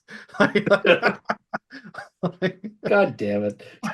It's going to be that's kind of what I would want. I like the idea that everyone would be like, "Who the fuck is this guy?" And there would be 7 nerds on the internet just pounding away at the keyboard. I said keyboard. You did. Just like absolutely loving the fact that, did you know this was a Star Trek series? And the answer is no, we didn't know that. I would love that reveal that we've got we can tell other stories. That's what Discovery did. Tyler, you don't know this, but they do a big time jump in Discovery. They go far into the future, farther than we've ever seen before. And the galaxy's fucked up. And Did they meet Doctor Who? No. But they get they've got big problems they've got to deal with. They have to rebuild a federation. Do that storyline, but do it with tech from that era and not the Discovery tech. And I hear what you're saying, and I think it's fantastic. I'm wondering if they tried to do that with Enterprise and they just missed the mark entirely. I don't like thinking about Enterprise. It's right? funny, Nobody really does. What'd you say, Sean? Nobody really does like thinking about. Anyways, I have no problem with any single individual factor of Enterprise. They just didn't gel for me. It just was a non-starter. Maybe too many sexy massages in the shower. sonic showers. Rub this gel over me for. Can someone explain to me the tech behind a sonic shower? Because as far as I know, they're just standing in front of like a subwoofer. And it's just thumping the dirt off their nuts. The dirt. Anyway, did we go through all the yeah, I think so. series? All right. Who's next? Tyler? That's Tyler. You're up. Yep, 5 has been done. 18's been done. 20, not 20. Question is, so I believe it is Ryan. He's like, with his limited knowledge, he thought it was only fair to give us a chance to vent on a subject that he had not mentioned. So he says to please vent away. Oh. If there is a subject that I would want to vent on, I can't accurately say because I haven't seen the newer series, but I would want to learn. I want to learn more backstory on the characters that we have. For example, like when I loved watching Voyager, I want to learn more about their backstories. But you're never going to get that. Exactly. I know I'm never going to get that. Characters are going to be Captain Pike, number 1, and Spock. That's it. Those are the ones that get backstory. I know, and that's what again. That's one thing I've missed about Star Trek in general is this. I want there's character development throughout the series, yes, but I want to learn where these guys came from. Maybe that's what I want to make a series about, is about backstories of characters. There we go. I'm changing my answer there. Done. What about an animated series where they can all reprise their roles as younger versions of themselves and give us an origins? Oh, I would love that. Oh gosh, yeah. I gotta say, they also really get into Picard's backstory in season. Oh Yeah, but Yeah. yeah, I would love to see that if they did like a series, like a mini animated series on just some characters' backstories. Yeah, sure. That's one thing I wish that they had is more backstory stuff. But that's just my D&D side coming out. I'm going to be honest.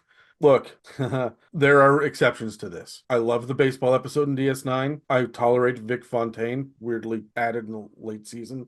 I'm big on Moriarty, and Worf saying "I am not a merry man" is fantastic. But get the fuck all out of the hollow rooms, the hollow suites, the hollow decks.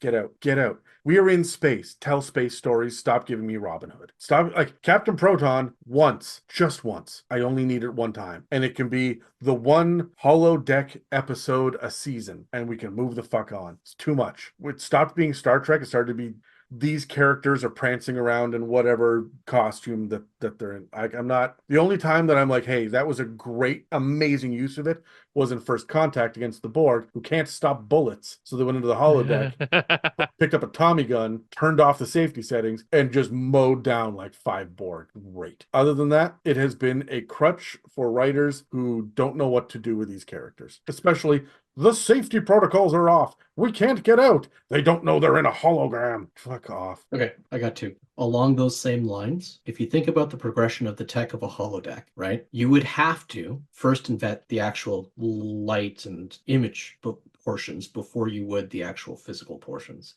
So it's not even that the safety protocols are disabled. Why are we building it so it's unsafe to begin with? Because you can't fuck with hard light, Sean.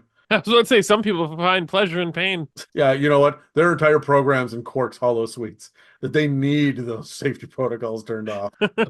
That's fair. That's fair. That's fair. And this is a little bit of a vent. It is a little bit of a rant.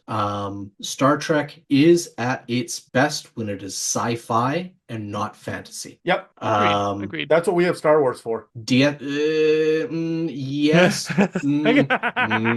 That was purely to put you on tilt, Sean. I'm sorry. Yeah, that threw me on tilt. That was good. DS9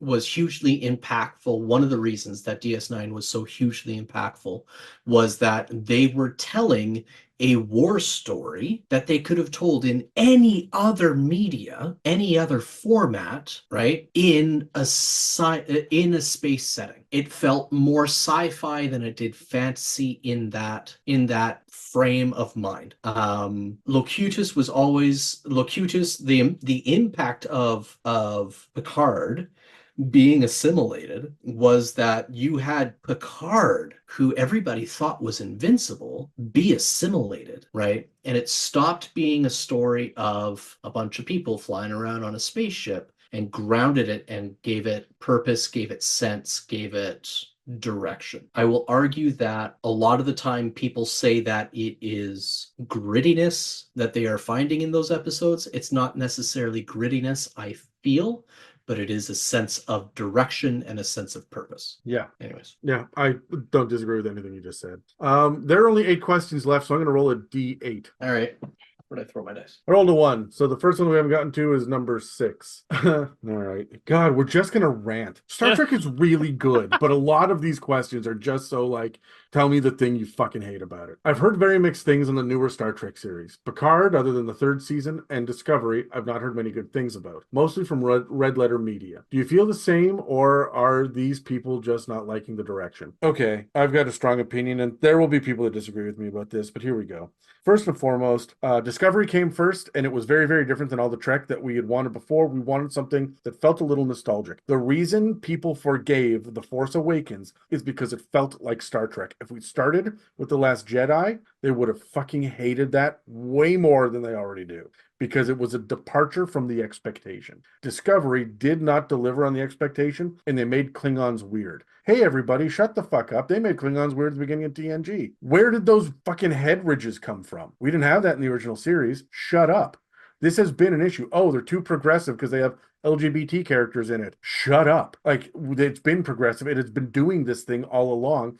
one of the very first lesbian kisses on screen was in Deep Space Nine, and nobody was ranting and raging about that when that happened. You just have the internet to scream at. Shut up. What, Sean? I remember very distinctly a lot of people having a lot of problems with that kiss. Do you really? I do, yeah. It was very heavy in the media for that one. It was on the news. I don't remember that. Okay, so anyway, we looked back on Deep Space Nine not as being too woke, but it absolutely fucking was. The entire Ferengi arc is, hey, let's let women wear clothes again, right? So, like, there's a lot going on in Star Trek. Like, if you don't think old Trek was woke, you weren't paying attention. You just saw them swagger in with Kirk's schlong wagon between his knees and go, oh, he walks like John Wayne. This is old conservative, blah, blah, blah. No, it's fucking woke. It always has been. That's what it does. It tells stories to challenge the status quo. That's what Star Trek does. Does that make it bad? No. Picard didn't give us what we wanted. We wanted the old crew to come back together. They just didn't deliver on what the fan expectation was. This is why people don't like it. When they talk about Discovery, they say later seasons of Discovery are good. I look at season 2 of Discovery, where the Strange New Worlds crew they showed up. That was great. I had no problems with that. I think Michael Burnham's arc was the most interesting and best handled in the first season. Do people cry a lot in Discovery? Yes. Are the stakes through the roof in every episode? Yes. People react strongly to strong situations. Shut the fuck up. Right? Like, this is where I'm getting to the point where I have stopped paying attention to the Star Trek fans online because they just need something to bitch about. Strange New Worlds is amazing. It really is. Lower Decks is great, and it's made for the fans. Prodigy is its really cool, fun little side project for kids, but I enjoyed it. I don't have kids. I watched it on my own to be like, what's this? And I fucking loved it. It was really cool. I'm excited that they may get another season. So I am big on New Trek. I think it's phenomenal. I think that anybody that is sitting here going, well, they did this wrong, they did this wrong, they did this wrong, are reading angry Reddit posts and regurgitating the complaints on their YouTube channel. And you should never regurgitate anything that you read on Reddit. So I don't know. If you can sit down and accept that this story, here's the other thing I want to point out. And this is something that I have a lot of conversations with recently with people. Sean, you and I did a whole episode about, is this story meant for you? I was a teenager when Deep Space Nine came out. There were 1990s tropes on television that were not tropes at that point. That was cutting edge storytelling. It was meant for me. I am now 40. I am not the target demographic. I'm just not. So when they're going to try to bring in new people, they're going to bring in the younger generation. It's not going to be in the same storytelling language that you're used to because they're not pandering to you anymore. So sit back, take a breath, realize it's not all about you, and they're going to tell interesting stories with characters you've never seen before, acting in ways that you may not be accustomed to. And they're telling a story, but you know what? That's what fucking science fiction is. So there are episodes that are not good writing. There are actors that are not good actors. There's direction that I go, why did they do that? Like in one episode of Discovery, we figure out that the turbo lifts like exist in this huge, like extra dimensional space inside. Like, it's a really weird directorial choice. And we see it like moving through this vast expanse of darkness and lights in the distance. I'm like, how big is this fucking ship? That was weird. I didn't like that, but it doesn't mean that the whole series is shit. So I didn't particularly like Picard season 2. I think it meandered. I thought Picard season 3 was literally just masturbatory for the fans so that we can end on a high note, right? And I was there for it. I loved it. But was it good Trek? Nah, not really. It was Trek though, right? And that's the complaint. It's not my Trek. Okay, well, you had your Trek. Sit down and shut up. I will note that you did not talk about Picard season 1. Picard season 1 was a failure to launch from a story writing perspective because they had so many ideas that were so big and so good that fell apart by the end of the season. That they either rushed through it or they dangled it. Picard season 1 should have taken its time and breathed and been 30 episodes across 2 seasons. I'd have been all over that. It was just rushed. That was all. I felt it was very poorly written, and I agree. It suffers from the last season of Game of Thrones syndrome, where suddenly they're just on the other side of the map doing this fucking thing that they barely explained why it's important, and nobody's acting. And like, Picard was the only main character from TNG. I mean, we saw a couple of the others, but it wasn't what I signed up for when I sat down to watch another Picard story, right? Sure. But no, you're right. It's probably the lowest production of all the new Trek that we've gotten. Yeah, I'll agree with that. I do have some problems, not problems, the overarching storylines for a spider. Never heard of that one. Sorry. The overarching storylines for Discovery, they're pretty good. I feel in execution, each episode taken by themselves are very hit and miss. Strange New Worlds, however, is phenomenal, and it is exactly what I want in Star Trek in all ways. Yeah, I just think that Discovery was trying to tell stories we weren't used to telling, and they were doing it in ways that we weren't used to, and it's meant for binging. Sure. Right. Again, I'm not defending it. There are weak spots in it. There are some characters that I just do not like. And there's some characters that I've watched 4 seasons of that I don't know their fucking names yet. Right.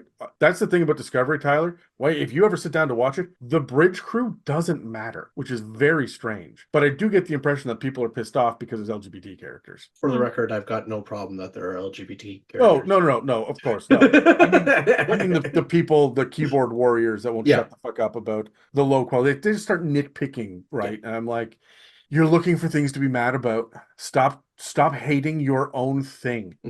Yeah, Discovery. Discovery had to. It was very difficult to keep my focus on Discovery for sure.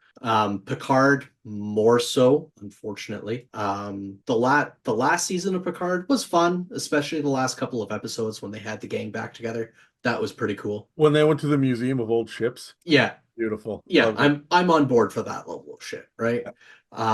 That's cool. Strange New Worlds and Lower Decks are phenomenal Trek. Lower Decks because it does kind of hit me in this nostalgia berries, but Strange New Worlds is the right mix of classic Trek and future Trek. I gotta say, look, most Star Trek has been known for having, rubber masks and shit, but since TNG, we have pretty good prosthetics and the makeup is pretty believable, but it just doesn't look real in Lower Decks. Adam, Stuff you both fucking cold. Tyler, what do you think? How much have you actually dealt with New Trek at all? Zero. Zero? Zero. Right. That's why I'm listening to you guys. I'm like, okay, what to keep out for? Because I want to watch the newer series. Yeah. Especially like Strange New Worlds. And now that you're mentioning Prodigy, I'm like, okay, I'd love to watch that. Look, I'll tell you, we'll start with Discovery and go until the time jump. Then move over to Strange New Worlds and decide whether or not you want to continue with Discovery. That's the right way to watch it. Fair enough. I think I've kind of figured out. Hold on a second. I'm thinking this and I'm saying it for the first time live-ish. That's how conversations work, Sean. We don't all script it. I feel as if Discovery just doesn't know what it is. Burnham is so drastically different from season to season to season. You want to know what it is? This is the weak writing, is they give her a problem at the beginning of every season, and instead of her actually growing, they just solve the problem and start the next season with, she has grown. She is here now. There's no organic curve to her arc. It is like a staircase, right? Is that it? Yeah. I don't know. I feel as if Discovery is in this weird place in between, heyday of DS9 and J.J. Abrams, and it just quite hasn't figured out where it needs to be. It wanted to be as dark and serialized as DS9, and I think that the writers wanted to hit that, but with all the shiny bits of JJ. Yeah, there's a lot of shiny bits. Oh, there's a lot of shiny bits. Not nearly as much chrome, but there is a lot of glass.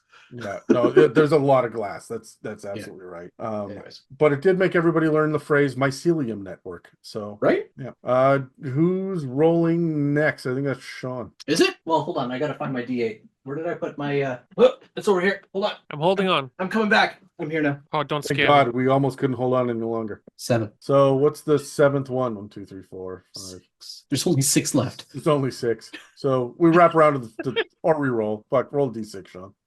I swear I haven't been drinking. Okay, here we go. Why the fuck not? 6. Would I rather live in Star Trek or Star Wars? Okay, now this question here is specifically aimed towards me. I don't know about that. I am very much more a Star Wars junkie than I am a Star Trek junkie, and I will admit that wholeheartedly.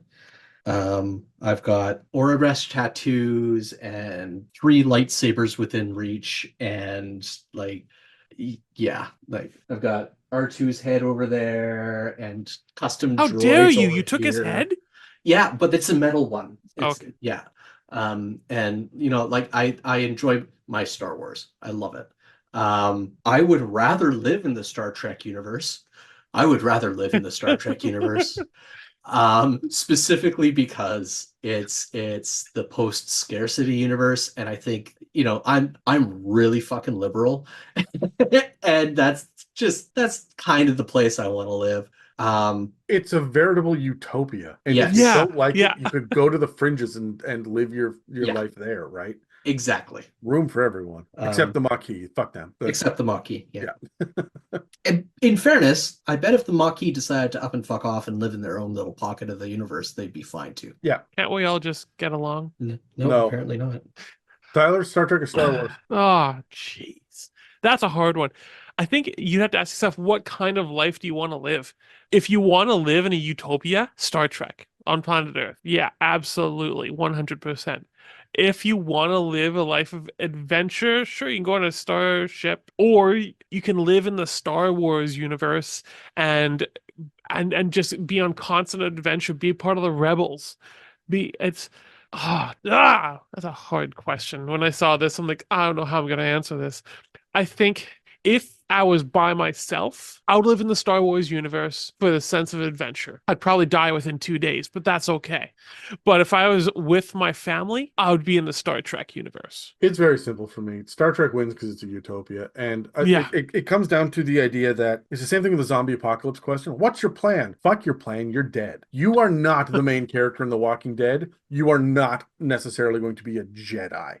You're going to be the schlub on the planet that gets blown up by the 8th fucking Death Star. Exactly. That's why you live 2 best- days and then done. You are at best too short to be a stormtrooper.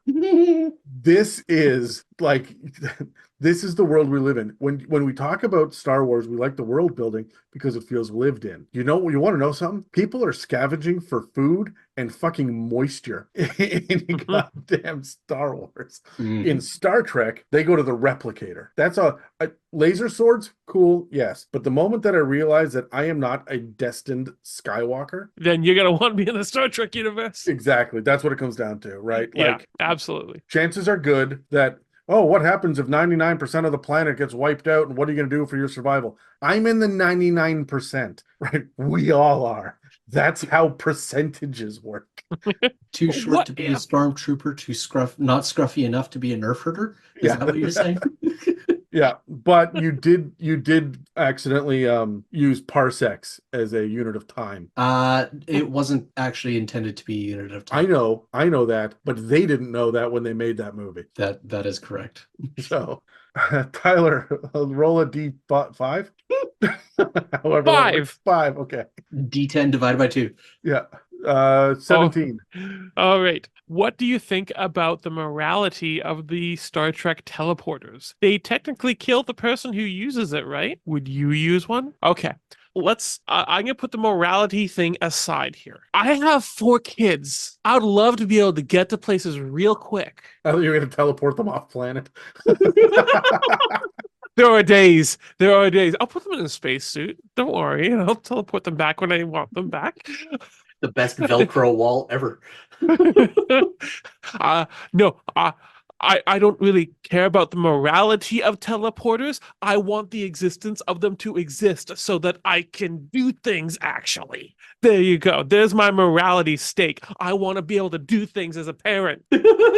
I had no problem with them until I read a Stephen King short story called The Jaunt. And the premise of the short story is it's in the future, there are teleporters, but it's like your consciousness gets transferred, but your body, and like you have to be asleep for all this shit to work, right? So there's a family, and the father starts telling the kids the history of the technology and who came up with it, and it's like this huge cosmic horror story of the people that were awake that went through it for the first time. You can transfer non-living matter, but Sean? So this was cocaine, Stephen King. Yes. Okay. Yes. Continue. But functional, and he remembers it cocaine. High function, not low function. What's the book?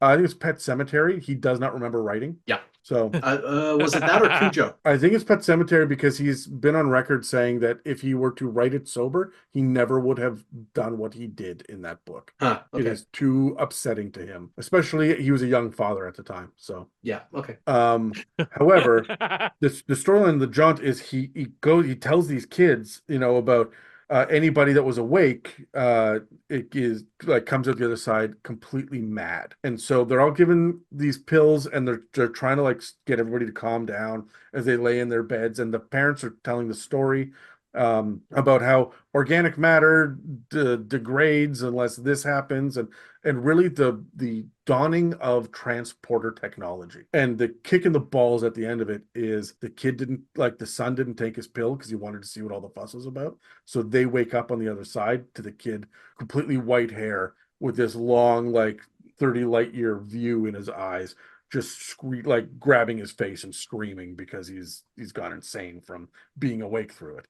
That made me stop and think about teleporters in general. Like, I don't want to be ripped apart atom by atom. That doesn't make me feel good. It doesn't make you feel like Adam. If I can be honest, there's also too much weird fuckery, like Tuvix. Can we talk about Yeah. Tuvix for a minute? Or Yeah. Thomas Riker, or Mbenga's fucking daughter who is dying, so he keeps her in a Buffer? teleporter buffer Yeah. for eternity as he tries to like.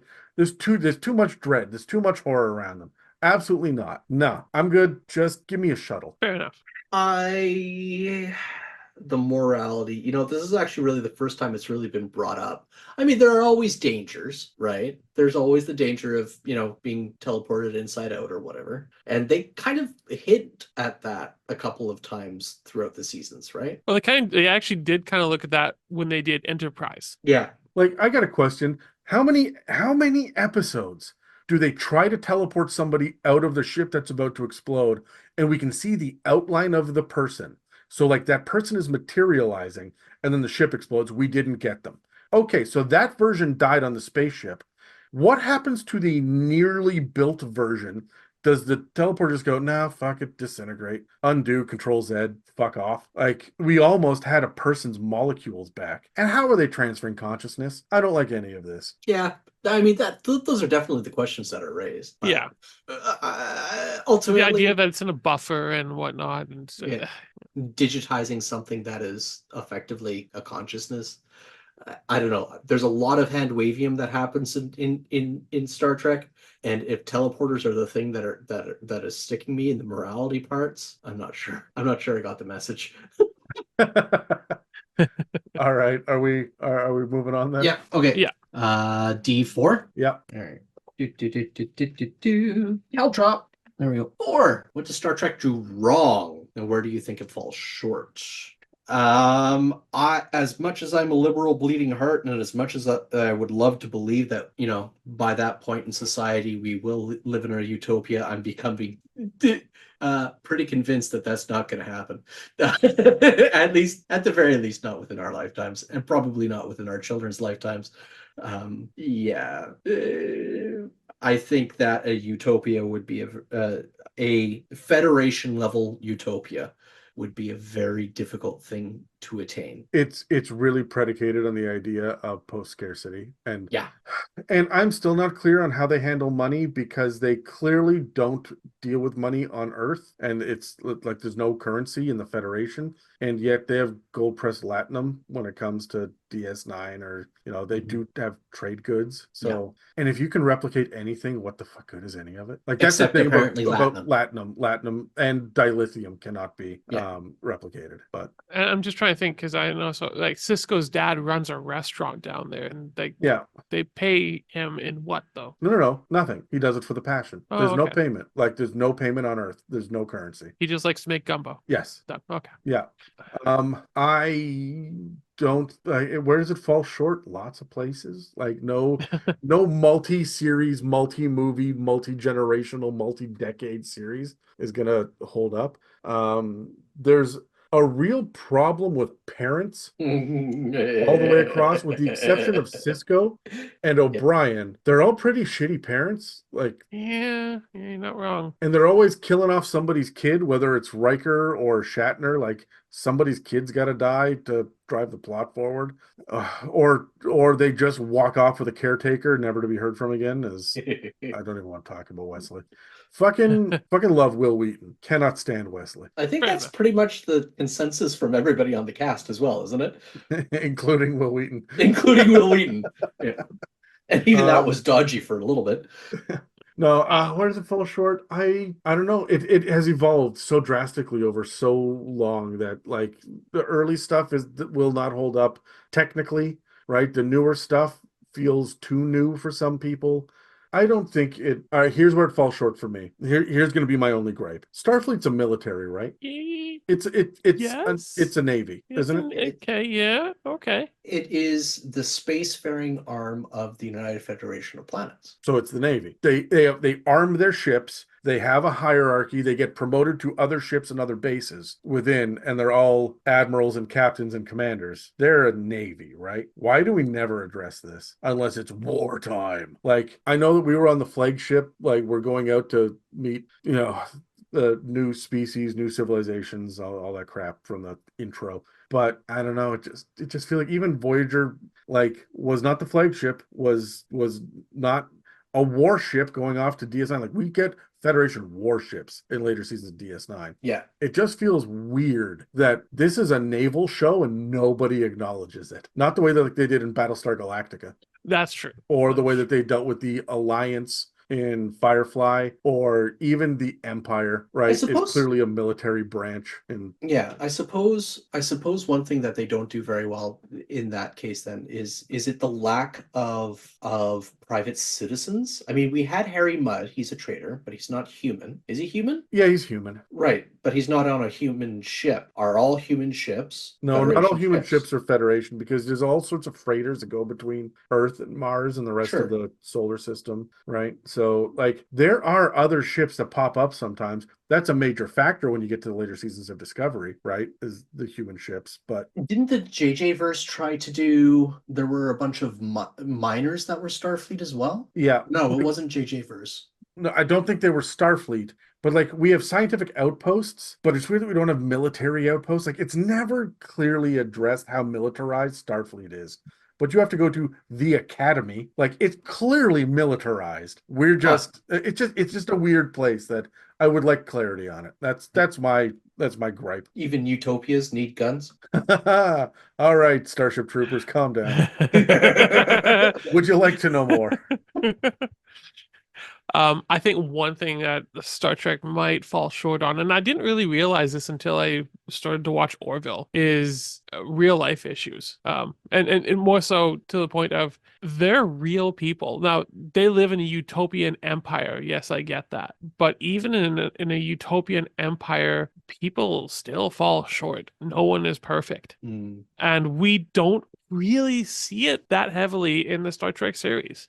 Whereas in something like Orville, you see that right off the bat, that nobody is perfect. Nowhere near. It's interesting because they take a broader scope in Star Trek. They're not going to talk about abortions when it comes to humanoids, but they'll have a concept of, does this life deserve to live when it's flesh-eating bacteria, or when it's a giant space jellyfish, or right? Like they will tackle the concept without tackling the concept. It's all metaphor. They don't talk about a person's personal failing unless that's the message that we're going to learn by the end of the episode. But they will tackle a government's failing, right? But I'm thinking more even on a personal level. Like, what if someone struggles with alcohol?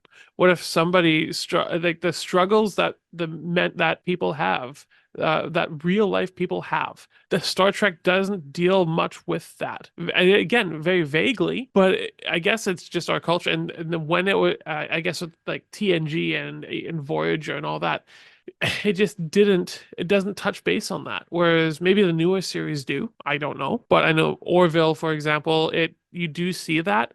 Now, again, I have a feeling that if Star Trek did tackle that, it would no longer feel like Star Trek, because it's almost kind of part of what makes it, in my opinion. Yeah, although I've got to say, like, they never said it out loud, but we all know McCoy always had a flask, right?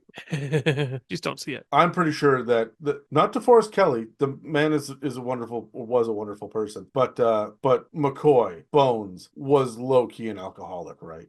Probably. Like I don't think we ever saw him. If we did see him drink, it was never to excess. No, it was just like I needed something to calm my nerves. Right, but like he just gave off the impression of a grizzled old war vet that hit the bourbon after shift was over. Oh yeah, Romulan ale. Sorry, of course. Yeah. All right, Who's next? That think was. I think it's me. Yeah. Or you so. next? No, I just did that. Okay. All right. Let's see what we got here. I got a 1. What's your favorite Ooh. episode? Adam, you already answered this one with your favorite episodes.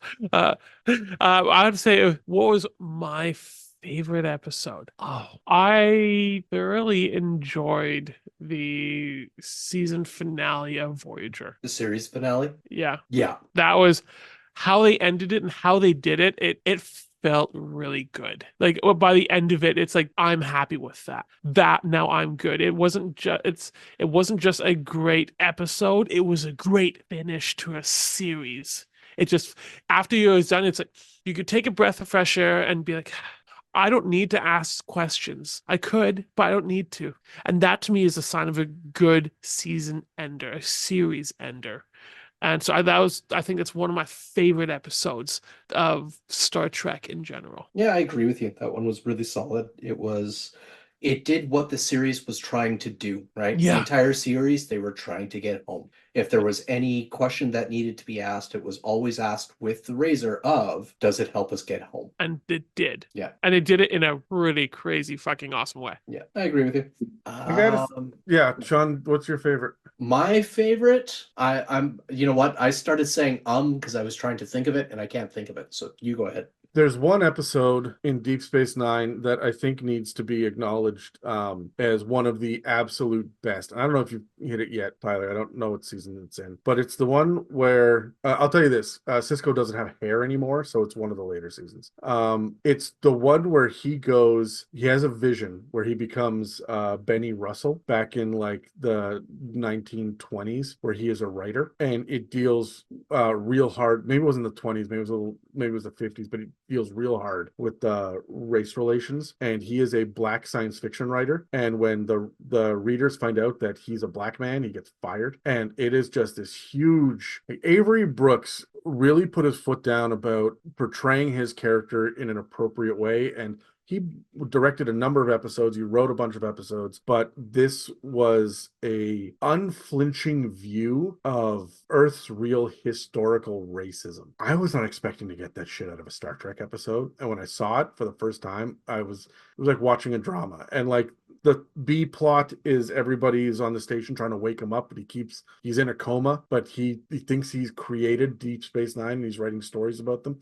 And the captain is black, and all of the people in the past in this flashback are all played by the actors. They're just out of makeup, right? So the actor that plays Quark and Odo and the others are they're interacting, but as people of the era. Yeah. And it's powerful. It's a really powerful episode. And that's Star Trek at its best, is when it can tell these powerful stories that are not necessarily them coming up with some engineering technobabble about how they're going to be able to rescue the crew from this planet with the crazy fucking space clouds, right? Like, which is a lot of episodes. And I don't mind those episodes, but Trek is at its best when it's telling a bigger, deeper story about people and metaphor. Fair enough. They often use metaphor to do it. That one was a fairly blatant punch in the gut. And so I really like that. Nice. I think under the episode that may be my favorite, the one that I go to when I think of top 10 episodes, and it's in DS9. It's Hard Time. And Fuck. It's the one. I've been not talking about it because I don't know if Tyler's seen it yet, but it is, oh, fuck. Yeah. So, okay, I'll eventually get to it if I haven't got to it yet. It's in season 4. How far into DS9 are you? Season 5. You're in season 5, so you've already seen it then. Okay, good. Yeah, so it's episode 19 in season 4. And it's the one where he gets convicted of crimes and DS9 can't do anything of it. So Brian does. Yeah. Yeah. And so yeah, that's right. The alien race injects 20 years of brutal prison memories into him, and then they don't fix him. The end. Yeah, and the whole episode is either flashbacks or it's him dealing with PTSD. Yeah. And they don't fix him. Nope. The end. And then you're like, what happened? What's going on? Anyways, this is why O'Brien is one of my favorites, because they fuck him at every opportunity. Yeah. He just deals with it. Yeah, O'Brien must suffer. Yeah. Anyways, and yeah, that one hits hard for me. Season 4, Season 5, Season 6, peak DS9. So good. All right. All right. Yeah. Now that got heavy, let's wrap this up. I'm gonna roll odds or evens for the last two. All right. I went odds. So did Worf ever get to be a badass? Why do you think he never got fired? He did get fired, didn't he? I No, seem I to know. remember him being stripped of rank a couple of times. I think he got demoted a couple of times, or at Yeah. least put on probation a couple of times. He straight up abandoned his post more than once. Oh, yeah. But like clearly not for Alexander. So it's one of my favorite ongoing, like, it's not even a joke, it's just a trope. Worf is a bad dad, always funny. So the idea here is that Worf is supposed to be the toughest one on the ship. He's supposed to be a big badass that's great at hand-to-hand combat. They even like bumped him up from security to like chief tactician, right? Like he joins the DS9 crew to help them defend the station, and yet he gets beat up, knocked out on almost every episode that he's in Star Trek The Next Generation. Did he ever get to be a badass? Yes, watch Deep Space Nine, particularly the Klingon shit, or when he ends up in the concentration camp and he is just forced to fight in a like forced boxing ring over and over and over. Worf is a fucking badass. He also gets a little bit of redemption in the 3rd season of Picard when he shows up. He's pretty badass in that. Yeah. He took a batleth to the Borg for a movie and won. Worf is a badass. Yep. The reason he never got fired is because he only ever lost because of shitty plot and bad writing. It's known. It is an actual trope, and I think it's named after Worf too, but I don't remember if it's like the Worf's ideas always get shot down. No, I was gonna say, like, if you need to make a villain scary, you have him knock out the toughest one of the main characters. Mm-hmm. You knock out Worf. You knock out Worf. That's what it's for, which is bullshit. The toughest is Data. Yeah. Oh, easy. Yeah. So, but he's the most warrior and whatnot. Look, I love Worf. I will defend Worf all fucking day. Just not his parenting skills. I don't have anything else I can follow up with that question. Yeah, absolutely. Worf was absolutely a badass. He wasn't the biggest Klingon. He wasn't always the biggest badass. They did give him the ability to be the badass. And sometimes he was the biggest badass of them all because he chose not to be a badass. That's what I was thinking too. Yeah. That hit the fact that his story is that he got rejected out of the Klingon society because of being with Enterprise. Mm-hmm. And he just stuck it to the Klingon saying, no, I'm going to stay with them. That is badass. And he still shows that he's tough to take any of them on. He doubled down and on Klingon culture in a big way, to the point where he's almost like the perfect Klingon because he truly believes in honor. We've seen other Klingons backstab each other and come up with secret plots, and that's not very Klingon. He's always been Klingon, always has been. And I mean, he got rewarded by joining the House of Bartok in later seasons. So spoiler alert, Tyler, but if that hasn't happened already. But he's a and can I just say Martok's one of the best fucking characters too? Like, why have we not talked about Martok? His growl is perfect. Yeah, exactly. Speaking of Klingons, Gowron's eyes, they haunt me in my sleep. You look at a picture of his eyes and you think that's what Starscream would look like if he was a Klingon. Oh, absolutely. All right. Do we move on to best Star Trek movies? Yeah. First Contact's the best one. I don't think that's a hot take. People will yell at you about Wrath of Khan. Let them. First Contact's better. I don't know. It's more entertaining. It's definitely more entertaining. Yeah. And I suppose it's also probably a function of me having grown up with TNG as well. So they were a little bit more contemporary for me at the time. And every one of them, every one of the characters, the main characters, is pushed to the raggedy edge in that one. Yeah. I mean, Picard really even broke his little ships. Mm-hmm. I would have to agree with you on that one. I think that the First Contact movie just had so much in there that they could look into, with the Borg, but also time travel. You have the very first ship that you see that is able to have a hyperdrive. Like, it's just, it has a whole bunch in there, and they do such a good job of unpacking it. It's not as if there's so much involved in one area. Yeah.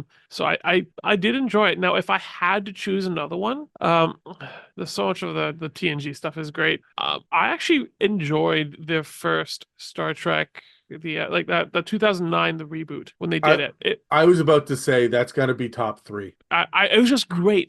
I like how they did a reboot. It was fun, and it was a different time. It was a different dimension, alternate reality, and it was fun. I think they did such a good job, especially when they hadn't made a Trek film in quite some time. This was like a refresh. I liked that they gave us alternate realities before I started to get bored with it, which I am now. I like that they gave us an actual reality, like Spock came over, old Spock, Leonard Nimoy, the Spock. This is canon. It's just not in the universe you're used to. Exactly. That they tied that in so well. So it was the most creative use of storyline that I've ever seen. Say, hey, this is for all the old guys and the new guys. Yeah. Right? It's for everyone. It still counts, but it's a great jumping on point. We would not have any new Star Trek if it wasn't for that movie being successful, which is why I want to point that out. Also, the casting was fucking phenomenal in it. It was. Absolutely. And I would also say, yeah, First Contact, I have no problem with that. That is a great answer. Wrath of Khan is a great answer. The whole Wrath of Khan trilogy, 2, 3, and 4, great answer. And the 2009 is phenomenal. Beyond is great. But we have not spoken of nuclear vessels, and this is a problem. Listen, the old Trek movies and old Trek, those old scientists have their place. And sure, it's classic Trek, but I still find it so painful to watch. I don't know, man. Culture. The Voyage Home is my comfort zone. I could plug that on at any time and just vibe through that whole fucking movie. There's no weird, awkward fucking fan dance. There's no they show up, they dick about in San Francisco, and then Scotty tries to talk into a mouse. Like it's just so much computer. It's so good. Is it the best Trek? No. Is it a warm blanket? Absolutely. So the only Trek to just not really give a shit about space. Okay, let's flip this question on its head. Worst Star Trek movie? I don't know. We all got really quiet. I'm sure we're gonna truncate the silence out of this. We all sat here in silence for 10 full seconds. Yeah. How many nerds are we gonna make angry with this one? Either Star Trek 5 or Star Trek 10. Either the Final Frontier where they meet God. Why does God need a spaceship? Yep. Or Picard's clone, played by the unknown and thoroughly underrated Tom Hardy. At that point of his time. Yeah. Point of his career. Yeah. Yeah. But every decision that was made in that, Data becoming B4, fuck off. I don't need that. That you worked so hard for that joke and we didn't need to kill his character off. Brent Spiner, clearly not done with Data. No. Why the fuck did we do this? Because they wanted an emotional gut punch? Nah, fuck. Nemesis annoys me, but I think that Shatner getting to direct and have creative control over the Final Frontier is the low point series. Nemesis gave us the red goop, which made it possible for the first JJ verse movie to kick off. I think so. Right? Yes. I've tried to block Nemesis out of my fucking head. I really didn't like it at all.